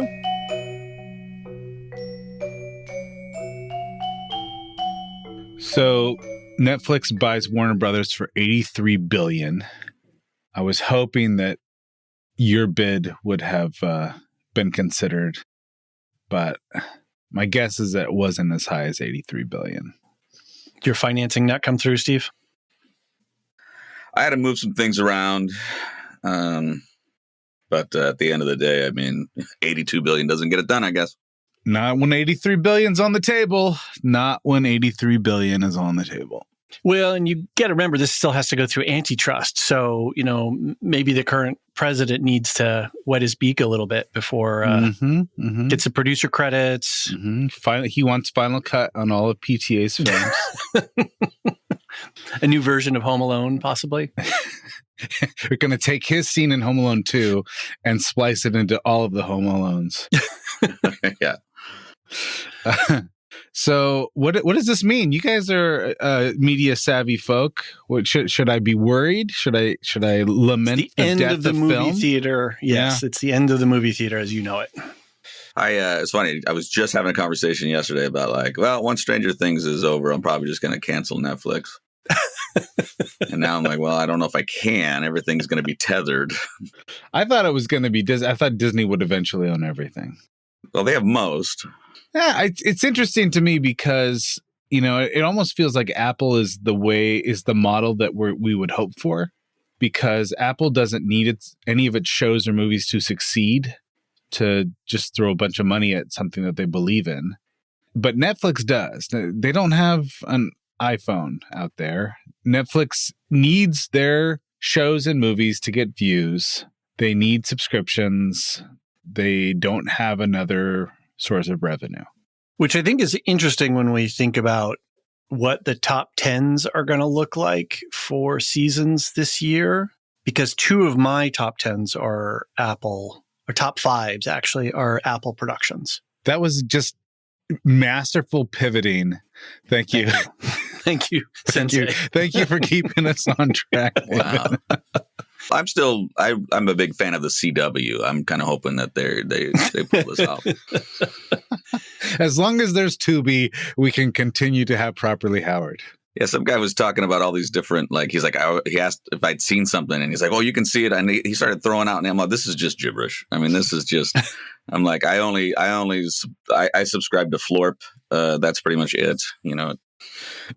I watched a great old Paul Newman movie the other day on something called Retro. Have you heard of this? I think I've heard of that one. Yeah, I think I have. Anyway, I'd never heard of it. I downloaded it. I figured I'm probably going to have to watch this with the commercials. I did not. You need a sling box. All right. So I think David wants to get us rolling here. What are we doing? We're talking about movies, or no? We're talking about television. It's Paul Thomas Anderson. We're doing a retrospective on PTA's top 3 movies, because we haven't done enough podcasts on one battle after another. Yeah, it's PTA PSA is what we're doing right now. That's right. Top 3 2025 television seasons. You can rank them, or you could just call them your favorites, and then we have our 3 bonus questions. Steve. Yes. Why don't you go first? What's a top 3 show for you? And you could be number 3 or unranked. Alien Earth. It was a top 3 for me. Okay. Anthony? Exactly the same. Yeah. Yeah, that was number 3 for me. And it could have been number 1. I enjoyed it. Really? Yeah, I enjoyed it so much. And I didn't really expect a lot. I mean, I'm a big Noah Hawley fan, but I kind of went in thinking, yeah, you know, it'll be like everything else that sort of lives in some other world. It'll be kind of like a generic version of this. It'll be the Trader Joe's version of Reese's peanut butter cups. Right, the white labeled obscure German brand. Yeah, exactly. Yeah. And I got to tell you, it was better than most Alien films. I really enjoyed. And it had its own Alien movie in the middle of the season. Yeah. Right. It was sort of bottle episode. Dynamite. Steve, what's your rationale for? Yeah, I mean, like I have, I think we've talked about my relationship with Alien is mostly just Alien and Aliens, and then Alien versus Predator, and then like my son is a huge fan. So I've just sort of enjoyed. I've enjoyed those elements that I've seen, but I was never like caught up into more of the, I guess, canonical, the lore. Right? Yeah, and so this was I kind of was like, I don't know. I mean, I really mostly watched it because of the podcast invite, and I'm like, all right, I'll give it a shot. And then we ended up being pretty hooked, and it was just it was. Because my skepticism was like, I mean, obviously you want aliens, you need your xenomorph in there, but like they don't. It'd be like watching like a Michael Myers show in my mind. I'm like, yeah, they're gonna be there, and then you're just waiting for Michael Myers to come in and kill somebody. But this is so much more broad and so much more. It's broad, but it's also has great depth at the same time. So I just think it's really a compelling story. I would have never guessed that this is the direction it would have gone, and it just. It brought me into a world as opposed to just a world with aliens. He innovated on it and expanded it. And you got to think the high degree of difficulty, but also high reward. Because if he had stumbled, it could have been a disaster, and he never would have gotten near the property again. Instead, they chose to give him a 9-figure bag, an overall deal. 9. Yeah, that's impressive. And I think that my tinfoil hat is theory on the delay of the announcing of season 2 is because he went back hard at them and got into some heavy negotiations. And then they probably had to run it all the way up and down several times. And so that just delayed the announcement for when season 2 would actually be greenlit. I think they wanted to greenlight it right away, but they held back on negotiations. Anyway, that's my roll of tinfoil for today. Anthony, a number 2 for you? Number 2 is Task. Nice. Task is, I mean, your mileage may vary on Mark Ruffalo. And I think Steve is not a huge Mark Ruffalo fan. I am. I love Mark Ruffalo. And I jumped in thinking, this is right up my alley. I love crime drama. This sort of checks all my boxes. Right. And I watched 2 episodes and I thought, damn, this is dark. I don't know if I want this in my life once a week. This like True Detective dark after episode 2. My daughter, who's 22 years old, she texts me and says, if you can get past episode 3, I think you're going to be pretty delighted. The episode 3 magic line. And I did, and I'm so glad. It's got some serious, I mean, it really does have kind of like a True Detective kind of darkness to it.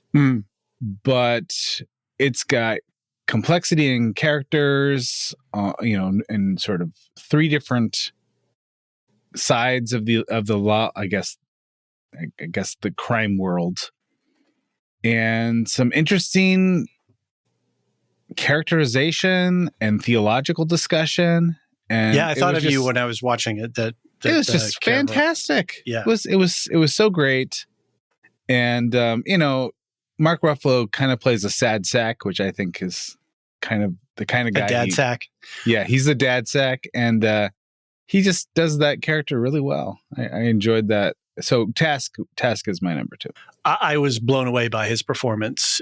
He just, going from the Hulk and the MCU and just that whole commercial, put the IP in the grinder and spit out the movie, to this. It had nuance, it had subtlety, it had action, it had pathos. It just had it all for him as a role.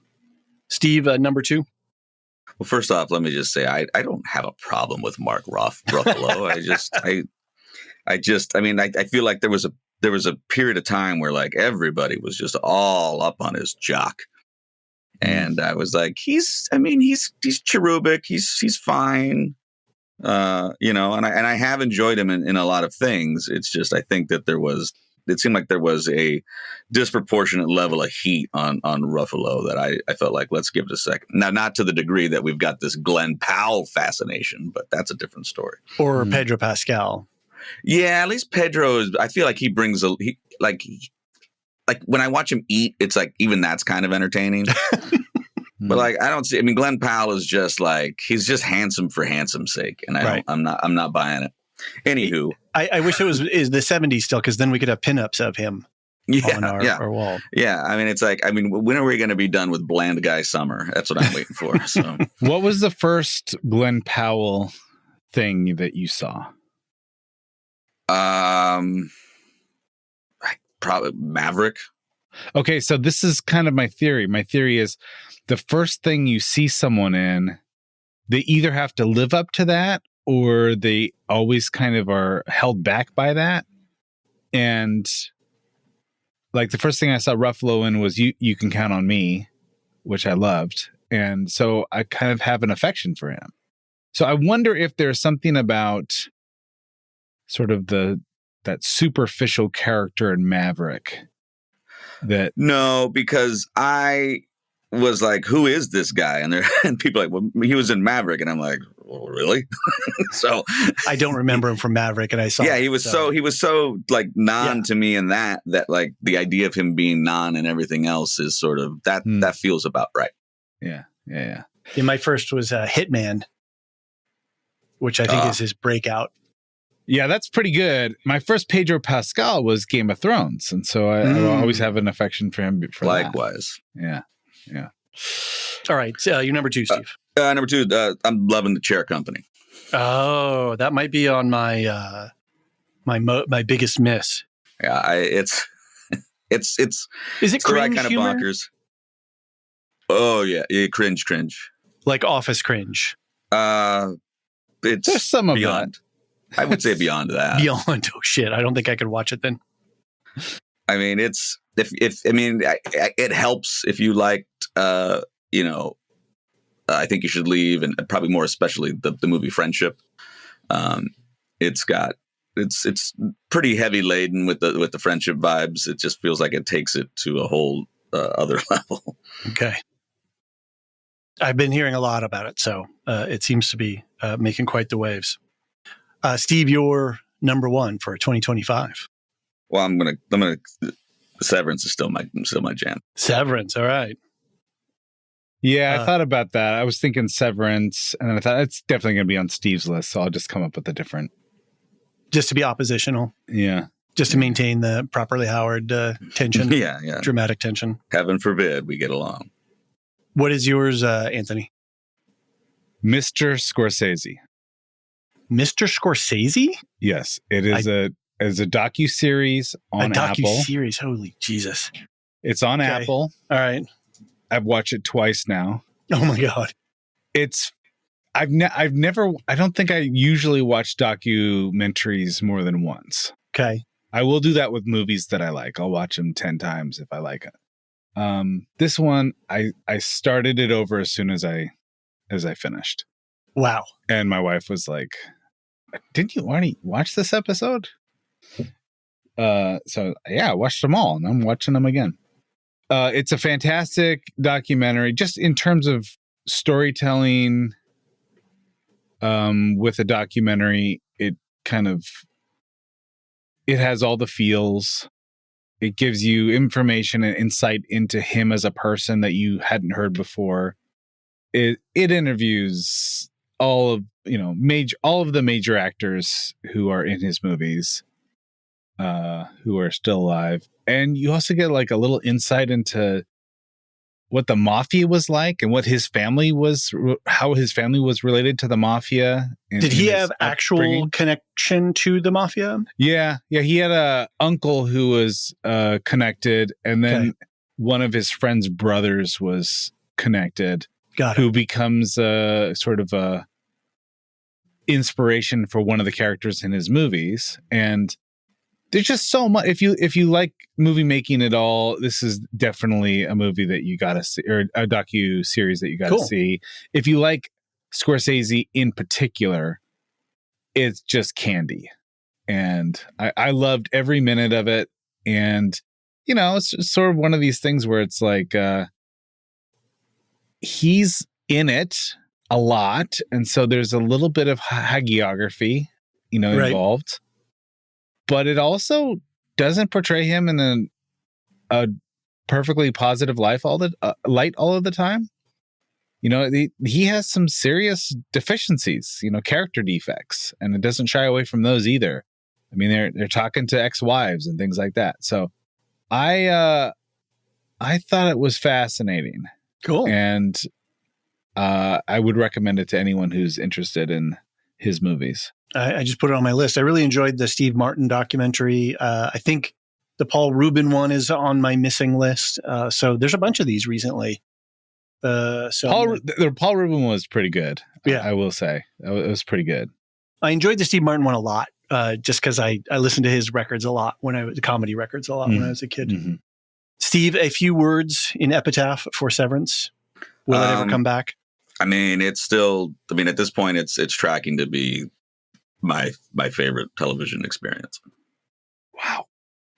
I attribute that to our quad podcasting. I would say so. I mean, because those things they go together to me, right? I mean, our winning John and I's winning personalities. It's the liner notes of my box set. Just makes it pluses it. It just takes it to that next level. I'm curious, are either of you watching Pluribus? That's on my my FOMO. Oh, okay. I haven't seen an episode. Well, perfect segue. Is it your FOMO show? It is my FOMO show. Okay. I was a little like I get nervous. It's like I'm like Vince Gilligan is He's Vince Gilligan. Yeah, he's 2 for 2 for me, right? So I don't necessarily want to see when you sometimes that third is I don't know, it's a different world, and so I'm like I was a little hesitant, but I've heard some very, very good things from people that I trust. So I'm making a point once I sort of settle in here. Well, good thing there's a podcast that you listen to occasionally that has some coverage of it. I will say that not only has Pluribus, I'll tease it because this podcast will come out a day after. I'm still working on my list. But Pluribus is definitely within my top 5 and very high in that range right now. So awesome. It's an incredible show. It has that emotional punch of Severance. It has the visual, just, all the Vince Gilligan nonsense that you ever want. It's deeply philosophical, just like Severance. And unlike Severance, it like makes me giggle and gives me joy. Oh, where Severance was like, oh, like this is heavy stuff. And, they're kind of opposite coins to each other. So far out. Anthony, a fear of missing out show? Welcome to Derry. I tried the first 10 minutes of the first episode and I thought, you know what? I don't need to watch everything. I give myself permission. I give myself not watch permission everything. to skip this. And yet I've seen a lot of accolades and I'm thinking, well, maybe that's one of these things where like just maybe push through the first episode, because that was really the first 10 minutes of the first episode were really kind of a prologue. Mm-hmm. So maybe I actually need to meet some of the main characters before I decide. Have you seen the movies? I've seen a few movies. I've seen both of the It movies, but are there others that's your primary? That's your primary. Sure, yeah. I mean, it wouldn't hurt to have seen The Shining or Dr. Sleep. Yeah. Not unlike Pluribus, it's a shame that there's not a reputable and quality podcast that's doing coverage of the show.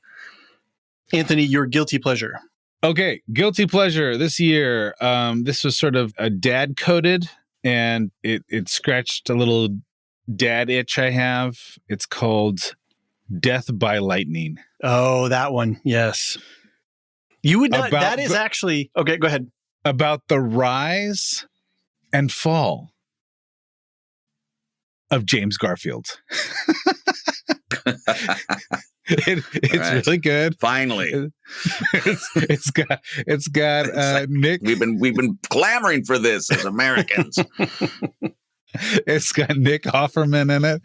It's sort of like it's a little bit West Wing coded. It's just sort of a period piece, and I just at times I was thinking this is really stupid, and I was thinking it's just my kind of stupid. I really like this kind of stuff. Bradley Whitford, Nick Offerman, everybody. Maybe you will be surprised. The guilty pleasures is usually stuff that we wouldn't necessarily rank, but Death by Lightning is getting a lot of love in the subscriber lists. Interesting. But at the time that we're recording this, we haven't collected all of those and analyzed those. But I won't be surprised if it breaks the top 10. If it's not in the top 10, because this was a tough year, it'll be very high, I think. That's my prediction. I wish there was a whole docuseries on getting Taft out of the tub. Just wait. Just you wait. Steve? Welcome to Derry is my guilty pleasure, Really? Oh, yeah. That's so interesting. Okay. Yeah, I mean, I don't know that I'd quite put it. I mean, it's hard to say that I wouldn't put it like in like a top 10 list per se, because there's some elements of it that just feel just kind of familiar, and part of it could be just like there's such a Stranger Things overlap. One begets the other, but the problem is that like I'm more used to Stranger Things than I am maybe the It world. So it's like when you start to see the where the influence is from, it's like it does feel a little odd, right? It's like trying to choose between like father like son or vice versa. I mean, hey, these are both great stories, but which one came first, right? Like which one really? And it's Freaky Friday, but anyway, those are the kinds of things that you have to wrestle with. But yeah, I enjoy it. Interesting, like it's not as scary as I would have thought. It's creepy at times, but it's I find it kind of interesting that the movies had, at least the first one I found more compelling than the second one. And I think maybe it's just because adults bore me at this point, but so it's nice to see a more, like there's a lot more like that kid-centric world, which is probably part of the reason why Anthony doesn't love that, because he doesn't like it when kids talk. So that's where we're different. Seen but not heard. Yeah, he thinks children are like I see, like just if we were to switch bodies, he would I would see the world through his eyes, and I would just see children are just a bunch of small Mark Ruffalo's. I get it. It's interesting the dairy and the Stranger Things in a lot of shows seem to be in conversation with each other this year. Yeah, and Posner Wozniak on his top 10 list on the New York Times did that. He didn't rank them, but he just put his favorite shows in pairs together. So it seems like there's a lot of that. Steve, your most anticipated for 2026? It's an interesting one to put on there because I'm very weary. I really want to go back to the world of Ted Lasso, but I'm not sure that I want to go back to the world of Ted Lasso. Mm-hmm. High risk, high reward. Yeah, this one sure feels like this could be just a colossal misstep. You know what I mean? Like I felt like I was pretty content with the world I left behind. And it's one of those things where it's like, sometimes that's my favorite part of leaving like a series or something. Is like, is that longing to go back, but knowing I can't, and then just, but appreciating exactly where it is. And so the idea of going back, I'm like, well, I don't know that I asked for that specifically. So I miss those kind of comfort food shows. And it'd be nice to add that back into the mix. I was thinking about the dart scene the other day and just how good that was. And the highs of Ted Lasso were so high. Yeah, for sure. And it was nice to kind of have a show that, you didn't sit there and just go, oh man, I don't know if I'm ready for this level of dark. It's like, it's if anything, you're like, I don't know if I'm like, man, I am way too cynical for this level of joy right now. And maybe that's something I need to look at. And so Ted Lasso did that in a way that I felt was not overly saccharine and it was just super effective. There's an honesty and authenticity. Yeah. And so it's like, and I'm like, you could for sure keep telling that story or a new or different version of it. But at the same time, I'm just nervous. So I'm cautiously optimistic. Well-founded nervousness. Anthony, most anticipated for 2026? Knight of the Seven Kingdoms. I was wondering. Yeah, I was going to put that one, but I figured that I did an oppositional with Anthony. So yeah. And it is possible that Steve and I are going to cover this show episode by episode over at Properly Howard. We still need to kind of work out the logistics on that. And I got to meet Steve's number so far. His people and my people haven't been able to figure He's got a lot of free cash now that he moves some things around. That's true. So that puts him in a power position, but it also that's a difficult negotiating because you kind of know what he's got going on. That's right. I know. So that's right around the corner. So I'm really excited about that. Is the next House of the Dragon also, is it delayed a year after that, or are they both coming out next year? I can't remember. I know I saw media, but I forget what it is. I think Night of the Seven Kingdoms is January, and I think House of the Dragon is summer. Okay. That is my impression. Right, which is what their usual pattern I think was. Well, or fall, because I think they did a fall one for the first one. Okay. Yeah. Cool. And then I think we have 2 more seasons of House of the Dragon, right? I think they're going to end it after the one after this one. I think so, yeah. Yeah, I think that's what I saw in the blurbs. Well, gentlemen, thank you very much for your insights into the television. It has been a pleasure podcasting with you this year, and I look forward to future encounters. Oh, you're going to get them. I don't know if that's a threat or promise or... Happy holidays. Thanks, man. See ya.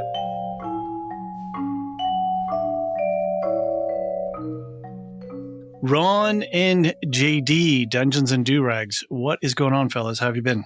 What's popping? What's happening? A Here's some news in Hollywood. little bit, yeah. At the time of recording, Just a little. yeah, that's some shocking stuff. Just to mention that, Ron, you're traveling right now, so you don't have a full recording rig, so your little audio is a little bit different. Yeah, you're right. It'll right. I'll do some post on it. So it's been a minute since we've hooked up. So we're here today to talk about Paul Thomas Anderson. No, just kidding. We're here to talk about to psychoanalyze Paul Thomas Anderson. We're going to do top 3 movies. And anyway, here top 3 movies or shows, TV shows. You said top 3 I was TV joking. shows. I'm joking about Paul Thomas Anderson. Scared me. I'm like, oh my god. Yeah, no, TV shows.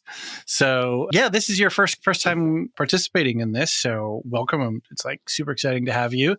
And so John, Alicia, and I, we do our top 10, and then we like to talk to our friends and other fellow podcasters and get your top 3s plus the 3 bonus questions. So it was a packed year for television this year.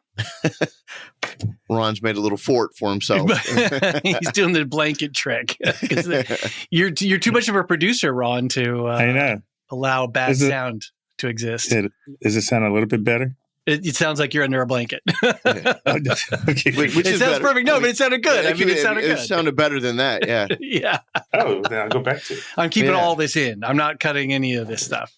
Here it goes. Do it live. That's right. So we're here for some top 3 TV in a crazy year. And we can just sort of go back and forth. We'll start with your number 3s and see where we're at. Ron, you want to kick us off with your number 3? Yeah, I'm going to go with The Pit.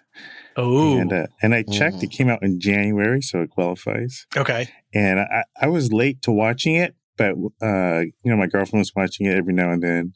I'm like, oh, that looks interesting. What's happening there? And she was like, babe, just start watching it. Like, I don't have time to answer all your questions. So I finally got to watch it, and she did a second watch with me as I watched it for the first time. And yeah, I mean, didn't it win Best Drama? I didn't track its awards. For Emmy? I think it did. Yeah. It got some awards. It did really well. The energy was there, the acting, obviously, and the fact that they have another one coming out next year is wild. It's wild. And they even had... It's how TV used to be. Yeah. And then I think it was like 15 episodes. So it was a good clip. So it definitely felt good. And it had that 24 vibe too, right? Every episode was an hour.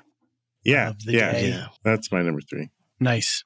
Yeah, I jumped in on it too. I was like, oh, is this just going to be a Noah Wiley return to ER because he's just sort of whatever of an actor? I was blown away. I was totally blown away with what they pulled off.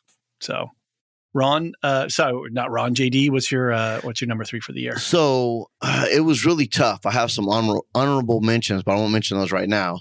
But you can hop on the Discord and list them out or something like that. The way I judge it was like, what do I have to see this week? What's really getting at me? And my number 3 is going to be Gen V. Oh, really? Yeah. Did that come out this year? Yeah. Oh, the season 2? Amazon, baby. Yeah. Great show. I love it. So say some words. I'm a nerd though. I'm a big sci-fi nerd and into all that. So that was the one where I was like, I have to see this week. That's one of the shows. I was like, yeah, I got to catch this. Got it. Right. So your criteria is like how you were compelled by that. Yes, exactly. Yes. Yeah. There's so many good, like you said, there's so many good shows. I watched a lot of shows, but that was one of the ones where I wanted to make sure I saw it that week.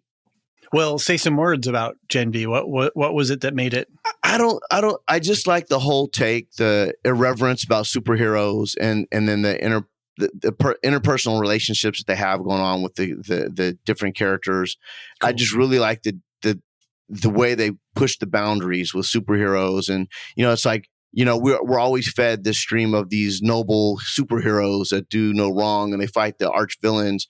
But everybody's so twisted and screwed up. Right. And it's like these villains that, they can go off the chain and, freak out at any moment. So that's kind of, and so it pushes you into different interesting places that we don't really get to see superhero movies and films and shows. Right. So that's what I dig about it. Cool. Ron, you can just do away with the blanket. Don't worry about it. It's more trouble. I see you fighting it over there. Oh, no, I mean, it's fine by You me. look like Emperor Palpatine, dude. Yeah, The hood's falling off your face. Darth Plague going on here. No, it's totally fine. I Okay, prefer all it. right, that's fine. But thanks. Yeah, I dropped off the boys and I don't think I've even seen Gen V season 1 or 2. Oh, really? Oh, Yeah. it's shocking. That's As good. bad as The Boys is, Gen Yeah. V's worse. It's like Really, it's worse. Yeah. Oh, yeah. It's great. Yeah, because imagine superheroes in training. Yeah, that I've are on seen the a early college seasons of the campus, boys. and Yeah. you know, Oh, right. and all With the talents they 20-somethings? could do, all the Oh, tricks. man. Forget about it. Yeah. Forget about it. All right, Ron, number 2. Oh, are you doing yours, or yours is No, mine will be on the okay. main podcast. So Okay. the way that we'll release it, because you guys haven't done this before. So the way we release it is John, Alicia, and I release ours on the 25th Oh, got it. publicly. And then because it's technically Second Breakfast, which is one of our Patreon Yeah, subscriber exclusives, but we release it open on the 25th. And then we do Boxing Day with our friends Okay. and co-hosts and, allied podcasts and stuff on the 26th. Good. So mine will be out. I have my list of 5. Oh, And I nice. think I've settled in on my position. You cheated, man. You got 2 more than us. That's not fair. I get 10. Oh, I get 10. Bro. You guys could do, Dungeons I and didn't know. Durags I could do went for their top 10. 3, and so it was tough. I have a whole bunch of things written down, but I was like, what are the top 3? That made it tough. I feel like I'm failing the test. I feel like but if we did top 10 with all of everybody, with all I the totally get it. co-hosts No, and all the I understand. Yeah, it'd be a long time. you guys got to show. But you're cheating, you man. can do You're it. cheating. All right. So my number 2 is, so I hope this can still count because technically it's not finished yet. Yeah, I think. I forget what the rule is. What is it? Which one is it? Pluribus is going to be my number 2. Oh, yeah, that counts. Yeah, Yeah, 'cause we're 5 it's just got to episodes in. end within the calendar year, even Okay, though cool, we're yeah. recording early. It doesn't matter. Yeah. Okay. So Pluribus. And the only reason why it's my number 2 is because we haven't gotten to the end yet. So we don't really know how it's going to end. But I just think it is storytelling at its best. It had me from the very beginning. It takes the best of everything from the Twilight Zone to how Vince Gilligan works.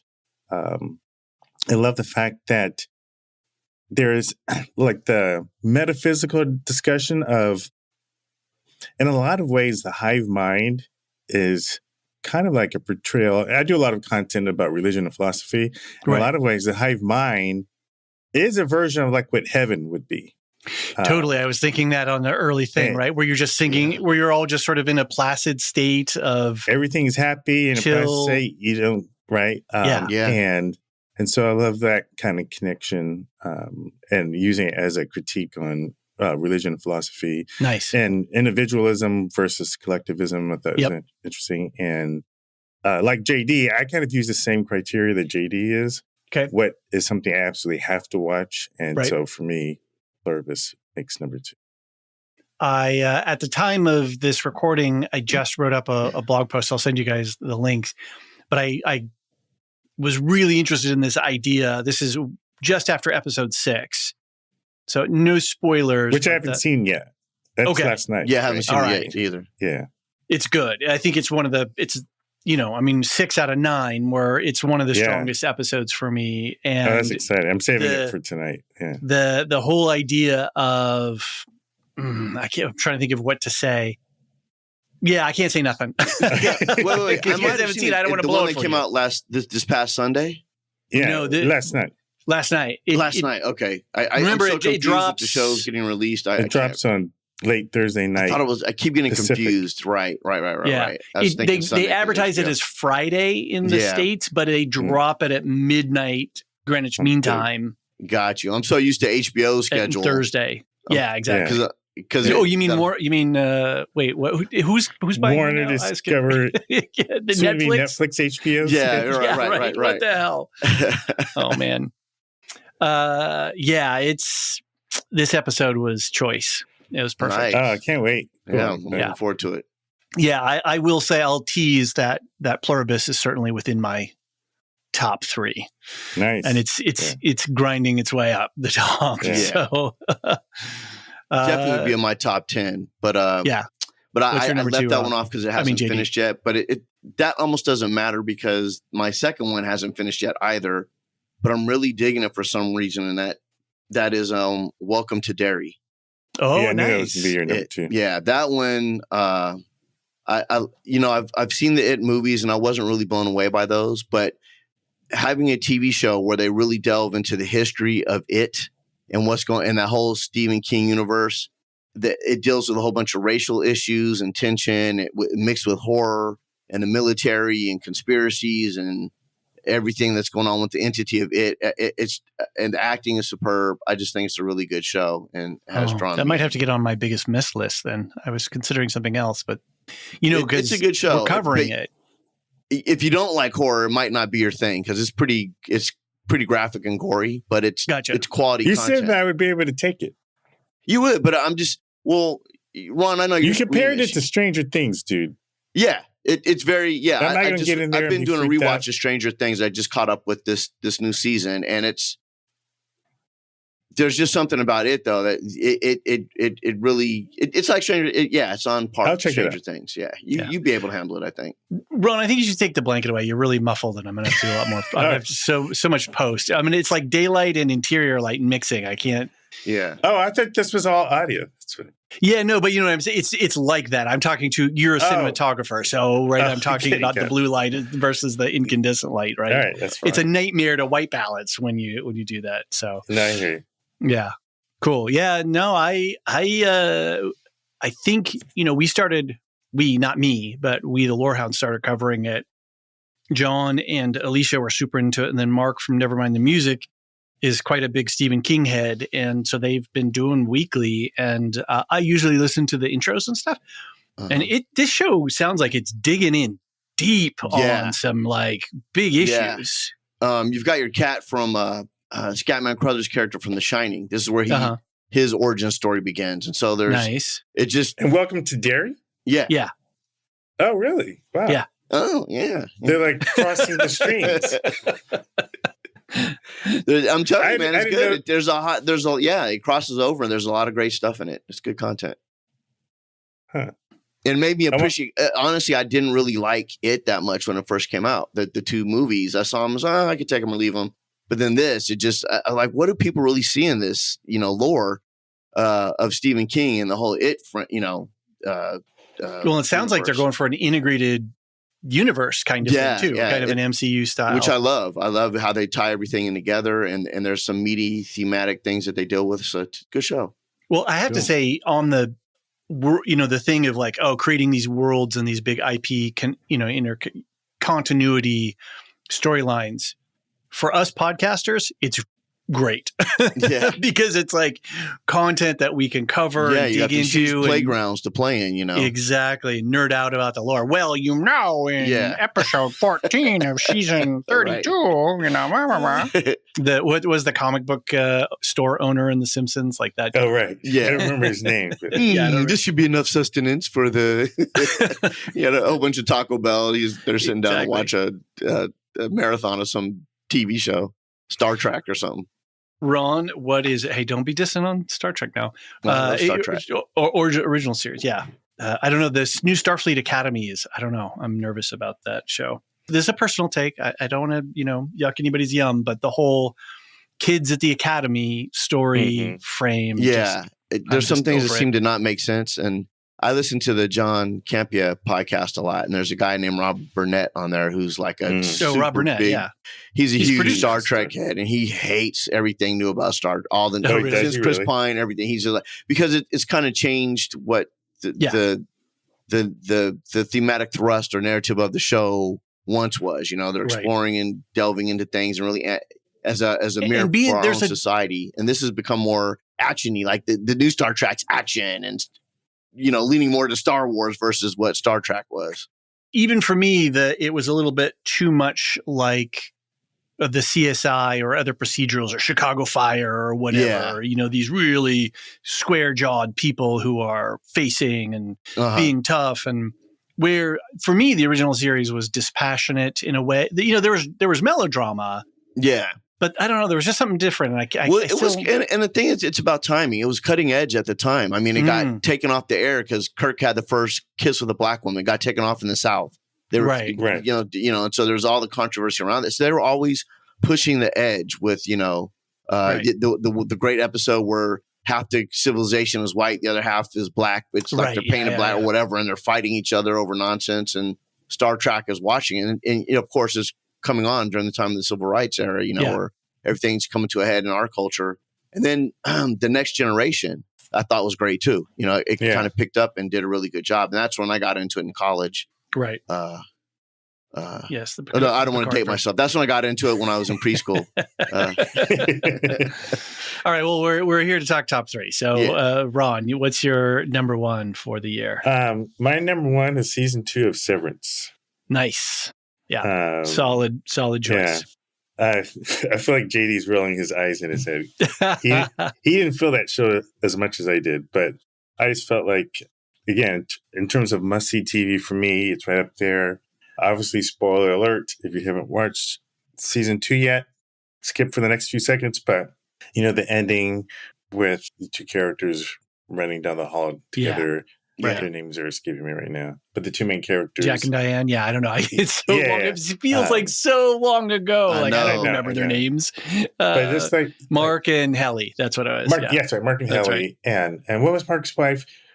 For so long we wanted him to get together back with his wife. That season finale where he's having a conversation with his innie and his outies with the videotape, having a conversation with each other, and which was cracking me up about Pluribus. Like, not to get into spoilers of that too, but there's a lot of shows that had a lot of conversation with each other this year, and Severance and Pluribus. There's so many things going on. Yeah, I think Apple's been killing it. I mean, another Apple show almost made one of my honorable mentions is Foundation, which is another Apple show. So, but just how Mark came so close to his reconnecting with his wife, and then at the last minute, changing his mind and running away with Helly, and just leaving you wanting what's going to happen, where they're going to go, right? Like how they're going to escape. And so, that's my number one. It's a fun show. I do like it. I'm not. I hear you. I'm just teasing. I give you a hard time. Yeah. I know you like it. I know you, Josh. We just rib each other. I know. Right. Ron, where did, and maybe you haven't done your full top 10, and that's fine, but where would you put The Bear? Above your number 5 fold or below the fold? That's a good question. I think Bear would be, if not in my top 5, very close to it. Right. The only reason why it didn't make my top 3 is, I felt like it was a little bit more of a return to form in season 2. And I liked how it ended. And I mean, if I'm being honest, I could probably switch. It's probably definitely in my top 5. Right. I would say it's in my top 5, and it could probably go back and forth between with the Pit. So because it was hard for me to keep it off the top 3. I'd probably have to rewatch it again to see how I felt about it. But the only reason I ask is because I know both you and I vibe pretty hard on the season this year. So yeah. I mean, the more I talk about it now, as I remember, I may have to change it. That's fine. This can be a little bit provisional into a degree. It's a tough one. No, I get it. JD, where are you at? All right, drum roll. My number 1 was Andor. Nice. Oh, fuck. He was even on an Andor podcast this year with me, and he forgot about it. I think it's been the best thing since Empire Strikes Back. I think we've been in this desert of questionable storytelling with the whole Star Wars franchise. And this just, I thought, knocked it out of the park. Such great storytelling, such great character development. And for me, I'm a sci-fi head. So if you can't tell from my list, is Gen V, Welcome to Derry, and Andor. So and again, like the things you guys like, there are other shows like I'll just mention real quick, Paradise and the Studio were other ones that I felt like were can't miss. Ron, where's Ron at? I mean, we were talking about the Studio left or right, Ron. We kept talking about it every week. I almost put it in my top 3 because it was one of those shows where it was like, we got to see it because we're so close to the industry. And it's I gotta the Studio has to be my top 3. I'm changing it. I'm calling it Audible. I knew there was something I was forgetting. I think, Ron, you're too much in the hustle. You're not kicking back and watching enough television, man. You got to take it easy in your life. Because I'm starting this new job this week, and I meant to take it. He's on the hustle. I meant to take some time and really make a proper list, and I had to do that. If you didn't take your time, I would have been like you, Ron. I would have been forgetting everything because I was like, I had to sit down. And then so by the end of this podcast, and looked at the best shows of the year. Yeah, and it reminded me. Oh yeah. I mean, I know you guys are still a little new to our ecosystem, but we have the whole show tracker thing too, which I'll make sure you guys have the links for. Oh yeah, so we keep a big curated list of shows that our community is into, and that just it's a helpful reminder. And then on the Discord, we have a top 10 channel where people are posting their top 10s, which for me has been super helpful because then I'm like, oh yeah, I forgot about that show, or that's a good candidate for that, or whatnot. So no, by the end of this podcast, Ron's list is going to be completely nothing that he said. Well, listen, you know what? But even my top 3, I'm like, still besides Andor. I mean, there's so many other good shows because even the Foundation was my show that I really love, and but I only had 3. I only had room for 3, so I couldn't. Stuff out there. Yeah, Studio has to go to my list. I actually think Studio and Pluribus could go back and forth. Like Studio. Yeah. I just, except for one episode, every episode had me laughing so hard. Yeah. And see, my wife works in the industry. She's on lots and studios, and she hates the show. Because it's not true to life. And it's like, she's like, no. But to me, I think that makes it good because it engenders so much ire in her. That's okay. It's pushing buttons, that you don't like. Yeah. 22 grams of mushrooms or whatever. What? Oh, my girlfriend was dying that episode where everyone was getting high. Yeah, that was so great. Hilarious. I'm not a big fan of cringe television shows, stuff like The Office and whatnot. And so I had to watch the show in bite-sized chunks because my anxiety, I'm not an anxious person, but these kinds of shows really trigger anxiety in me. And I would have to watch half an episode and then I'd be like, I'd be in bed watching, in the evening, and I'd be like, oh man, I got to shut this off because there's no way I'm getting to sleep. But I made it through. I'm surprised I was able to do it, but it's really good. It's a really good show. I dig it. Yolanda hates it. She's there's no way this guy would be running this thing, but she's missing the whole point. It's satire. I know. She doesn't understand. I'm like, it's a comedy. It's satire. It's not, of course she's not. Too locked in. She's locked in on the job. She's so done with work by the time she gets home. So I don't want to see this nonsense. Ron, what is your guilty pleasure? And this is typically the category that we say is something that you wouldn't put on a credible top 10 list, right? No way. Something that's a little bit on the side. So, but you still loved it anyway, and you couldn't wait for the next. Well, I don't know how I would describe this as that. But okay. I enjoyed it. The UK version of Love is Blind. Oh, wow. He's really reaching across the pond. Yeah. And specifically UK. Hello, governor. If you ever watched... Don't, man. Just don't. That is not my genre of television for sure. And it's usually not mine either, but every now and then episodes get really crazy. Is it same format, right? They've just taken the format and just replicated it in the UK. Yeah. That's interesting. There's so many people that love that show. That's like I've heard so many people talk about Love is Blind. It is the regular show is, I mean, it can get cringe. Talk about cringe. Like right. The drama on it. Yeah, I can imagine. But maybe because this is how it is in the UK, it wasn't, it still had drama, but it was like fun. It was like fun to watch. And the reunion had some, spoiler alert for Love is Blind UK version.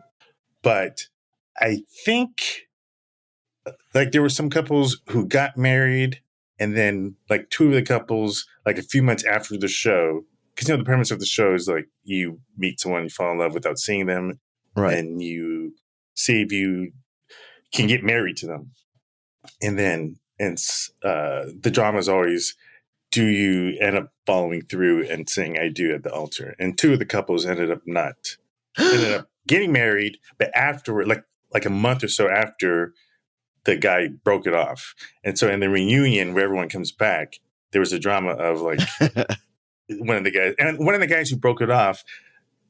I was wondering, why did she even say yes to that dude anyway. Like he felt like he only liked her because she had, they were both Indian or or some type of Southern Asian, Southeast Asian, and he was like really turned on by the fact that she was from a higher culture and she had a particular accent. He had a lot of superficial reasons why he was in her, and so.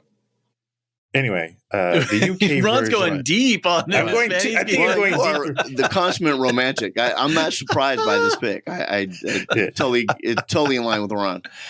That's hilarious. All right, so that's my. All right, Love is Blind UK. Right. Yeah. JD? All right, well, don't laugh, but this is a show I watched with my daughters. Percy Jackson and the Olympians. Oh, no, that's quality, man. Yeah, it is, but it's like... a brother from the streets can't be watching no Percy Jackson up in here. What am I talking about? Blurs. No, my Blurs here. daughters and I started watching it way back when. They were reading the books, and they knew about Percy Jackson, so they're really excited about it.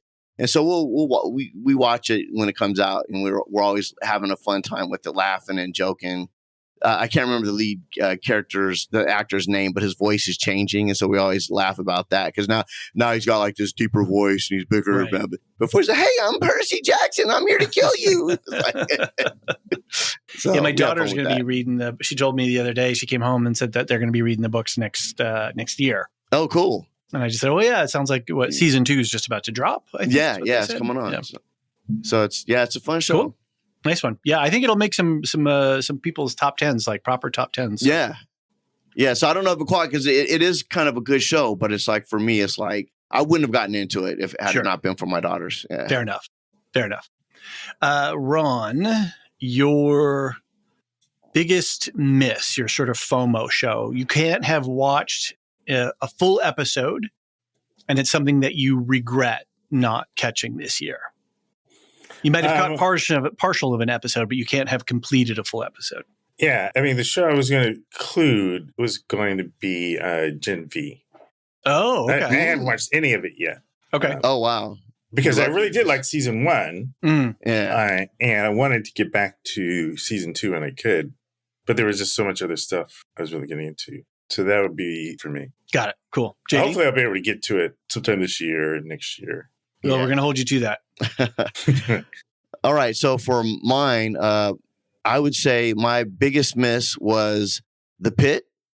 And okay. All right. And honorable mention, The Bear. I saw in season 1, I saw like a episode, or the first episode or whatnot of The Bear. No, this is just for the season. Yeah. Yeah, it was. Yeah, and it was cool, but I never got into the show, but I always want to come back to it because I hear so much good stuff about it. But I edit on the side, my little side hustle, and one of my acting friends was actually in The Pit, and fun. And I used to love ER, so Wiley and what's that, Ron? I was asking you who was in it. Oh, it's Tanika. Tanika was in it, and so she had like a little role in there. They're carting somebody in, and she says some more lines or whatever. But I threw it on a reel for her. But anyways, I used to love ER, and so I was like, man, I really want to check this out, and I keep hearing so much good stuff about it. You guys have mentioned it just in this show, so I want to see it because I know I'm missing out on some good. It is a thrill ride. It's really good. It's so well done, and the medical stuff they don't do any exposition dump. They don't treat you. They really center the camera as if you're kind of this fly on the wall following these people around. Yeah. And there's no exposition. Oh, hello, long lost brother. So good to see you. Have you spoken to mom and dad recently? And explain basic when shit we used that to live doctors should on know. Elm Street. Yeah, none of that. They're talking about all this is a Band-Aid. You apply it once you rub off the wound. Exactly. None of that. They go hard. They go straight in on it. Cool. And Ron, your most anticipated for 2026? It's a cross between either Shogun, because I think that's on a list of 2026 releases. Is it? Yeah. Is it coming to? Okay. I turned that around quick. It's coming. Yeah. Yep. Either that or what I think will be the final season of The Bear. Right. Right. So you and I are going to have to connect up on The Bear. Yeah. Because I have hella thoughts. I got tons of thoughts on The Bear, on like what it means and for television and all this. Oh, interesting. Stuff. So, I need to catch up. I got to get back into it. I want to. Yeah, man. The thing, and my basic premise is that it's not a show that you can judge seasonally like you do other shows. Yeah, I think we really have to take it as a whole piece once the final season completes. And then just like a book or a novel, different chapters have different speeds or different sort of vibes to them. Yeah. And that's sort of what the seasons are, is that sort of change up. But it's, I think for me, it's a next level show. JD? So my most anticipated, and it'll be its final season, is The Boys. So The Boys will be coming. Yeah. So that, but honorable mention, Shogun and also The Last of Us. Mm-hmm. So those are the ones that I feel like, these are the must watch. Shogun I was blown away with. I don't know. I put a close second. I could have sworn it's come out the end of last year. So Last of Us might not be accurate. I think it may be 27. Yeah. I could be off on that, but I didn't have time to look it up. So and they had some showrunner changes and stuff. According to IMDb, for best upcoming TV shows of 2026, Last of Us is on that list. Yeah, that's what I thought when I looked it up in IMDb. But they push and pull things, so who knows? Exactly. Yeah, it's true. Yeah, because we also have Night of the Seven Kingdoms, House of the Dragon, and I think Rings of Power this year as well. Yeah. So it's going to be another. I mean, House of the Dragon will be up there. I want to get into Spartacus, House of Asher. I don't know if you guys are. I just heard it's like really good and really. It's almost like The Boys. It's, sword and sandals, but just debaucherous, crazy orgy, gladiator, fighting, blood and violence, but really, really good. But nobody has stars. It's like it's like Star streaming service. Stars, Star streaming. That's the only place you can find it. And so I don't. Right, unless you want to sail the high seas. And I guess it's like attached to Showtime or something. Somehow if you have Showtime, you'll get it. But I haven't had Showtime in 20 years. So. Right. That was the naughty HBO. Yeah. Oh, your dad's got Showtime? Oh, shit. We're all going over to Dave's house. So JD says he's a sci-fi nerd, but I think the truth is he just likes debauchery. Yeah. I'm all about the filthy. I love it. Yeah, I'll be down for that. Whatever. Did you watch Rome back in the day? Oh, one of my favorite shows. So I actually went to the Rome set. Yolanda, fun. She knows somebody over in Italy, one of the a filmmaker over there, and so we got a private tour. Sweet. While Rome was still filming, we went to Rome and got to walk around on the set. Nice! It was amazing. That show holds up. I mean, that's a good one. It's great. I love good storytelling, and if you could throw some sex and debauchery into it, I love it. You're all good. Rome, was that an HBO show? Yeah. Oh, you got to see early HBO. Yeah. Back it did from like 15 years, not 20 years ago. Wow. It was a while ago. And the number of actors that you see in there that were kind of mid-career, but that really broke open a bunch of careers for a bunch of people. Yeah. You go back. You should go. It's a good go back and watch if you get a chance and some time. I would highly recommend. It's a good hang. It's a great show. Totally. I add it to my just watch list. Right. Well, I think we've got one more present that we want to open up. Should we talk a little bit about Dungeons and Durags and the Lorehounds? Yeah. Is that still in the offing? It is for me. Yeah. All right. Okay, cool. I just, I don't want to, continuous affirmative consent, right? Yes. Oh no, yeah. I'm excited about it. So basically, JD and I, we've been doing Dungeons and Durags. This new incarnation, we did an audio-only version a couple years ago with his wife, Yolanda, that was on the now defunct Ebony Podcast Network. And that is a real fun show. We did like 24 episodes. And then we started piecemealing these YouTube versions where we hop on, we talk. And we've been looking for like a rhythm to get it going on a constant clip. And we've both had opportunity to be on your show, Dave, and you've invited us to kind of like join the Lorehound network, and we discussed it. And so I would say it's at Netflix HBO level of negotiations right now in terms of the bankers are working out the details right now. They're shifting some assets around. But I think we're both, we both like being on the show. I think, having a connection to an organized system like you guys have would be helpful for what we want to do. And, we both have such busy schedules, being able to record and then, the great team over at Lorehounds to get it up, I think would be great. And so, yeah. I'm ready to hit the ground, beginning of the year. This last quarter, from Halloween on, my year is wrecked because I have so many birthdays and people in my life that have things going on, and we have to travel. The holidays, all the yeah, different holidays for all the different it's aspects. Just crazy for us. Yeah. And I know the holidays are bad for everybody just in general, but then you throw in a whole bunch of birthdays and travel plans that I always have to do. Yolanda's family's in Houston. We just, we were there for a week, and it kills you because you can't, it's hard to, get work done and focus on things. So but I'm really excited. Like to Ron's point, the organization you guys have, I think will lend to helping us get some footing and further push our goals. So I'm all for it. And I love to just talk. I just ramble. You got to cut me off. I'll talk forever. Well, we got lots of spontaneous positive feedback on all the stuff that you guys have been on. And I remember the first time I heard Ron, and I was like, oh yeah, this is a guy I gotta, like, I feel like we would have been friends in high school together, playing Dungeons in middle school, playing Dungeons and Dragons, hiding from all the, for sure. I did. But yeah, I always liked the Dungeons and Durags, stuff that you guys were doing on YouTube and whatnot. And I don't know, JD, you seemed a little bit wild on the YouTubes, so I was a little bit nervous. No, I'm kidding. I'm just messing with you. Ron brings it out of me, right? You're right. I would have been the guy teasing you guys. There's those nerds playing Dungeons and Durags in the hallway. You would have been flicking the little, which is ironic because all my stuff is sci-fi, nerdy. Exactly. All my shows are. I know. You're much as a nerd as I am. Now, just to be clear, I only played in junior high. Stopped playing by high school. Sure, Ron. It was even once you were dungeon master at a party just last week. I don't want to hear this stopped in junior high school. Once you rolled the dice that one time, that's it. It doesn't matter. That's a crack. Daddy needs his juice. Daddy needs his sugar. That's fine. Well, cool. Yeah. Well, we're excited. I remember the other week I mentioned it to Alicia and John, and they were like, sign them up, let's go. And that's awesome. They were really excited about the idea. And we'll work with, I think it's the thing with the Lorehounds too, is because we're not a IP ownership kind of thing. We're more like a collective and supportive. And as long as everybody is doing what they want to do, we're here to support and help with advice and ideas, and then just being in a pool of people where somebody can say, oh, I would love to talk to you guys about this, or, hey, we want to talk to you. Can you come on our show?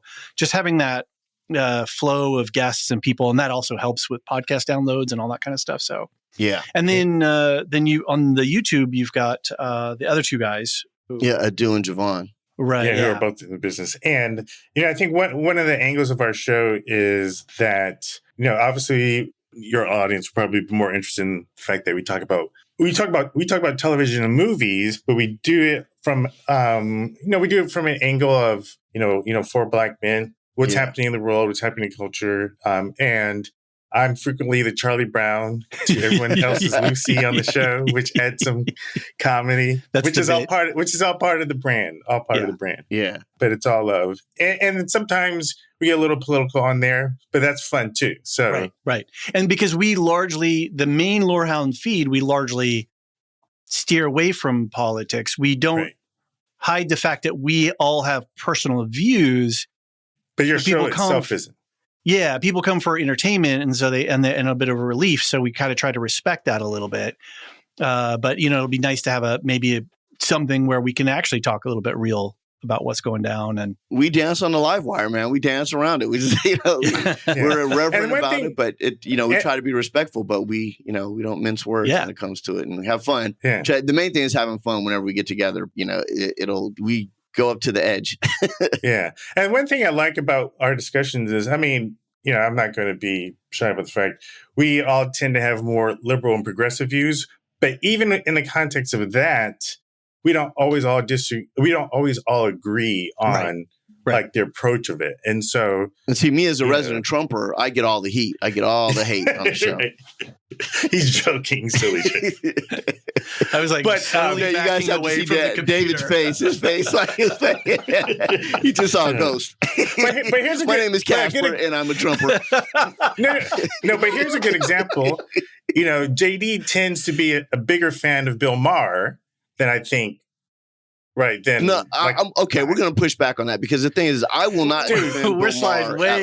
What I would say is this content. This is what. This is a sample of the show. I think what I really do appreciate about him, though, is that I think one of the reasons Democrats got thrashed and Trump is back in the White House is because they let smell on their own farts and they won't take advice. They won't look at the criticism that they should be analyzing. And the one person who does do that is Bill Maher. And other liberals hate him. But it's like, you know what? Bill Maher's donated millions of dollars to the Democratic campaign until some of my friends step up and do the same thing. But I give him I let him talk his shit, even though I don't agree with him he's still an old curmudgeon, middle-aged white dude. I get it. But he brings up a whole bunch of good points that I think. Sometimes he says some ignorant-ish. He does. Oh, absolutely. Absolutely. That's why I wouldn't defend him because he does say some dumb shit sometimes. Sometimes he gets on my nerves to the nth degree, and I get it. Right. So I wouldn't defend him. But all right. So this is a sample. This is a sample. The numbers are dropping off. Right. I gotta. Stop. Just stop. Shut up. Cut. It's good. The content's good. I don't want to cut it. I hate cutting. Right.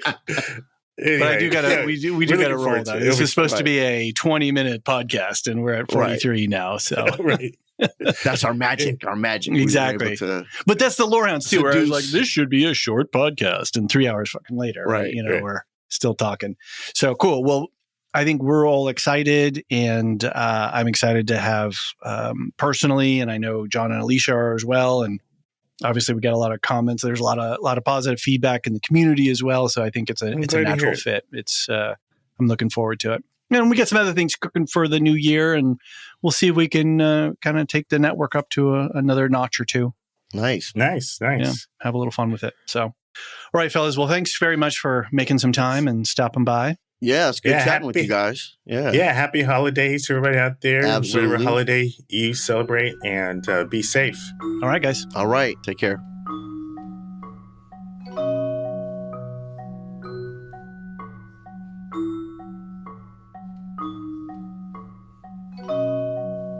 The Lorehounds podcast is produced and published by the Lorehounds. You can send questions and comments to lorehounds@thelorehounds.com. Get ad-free access to all Lorehounds podcasts on Patreon or Supercast, and connect with us on Blue Sky and join us on our Discord server. Links for everything are in the link tree in the show notes of this episode. Any opinions stated are ours personally and do not reflect the opinion of or belong to any employers or other entities. Thanks for listening.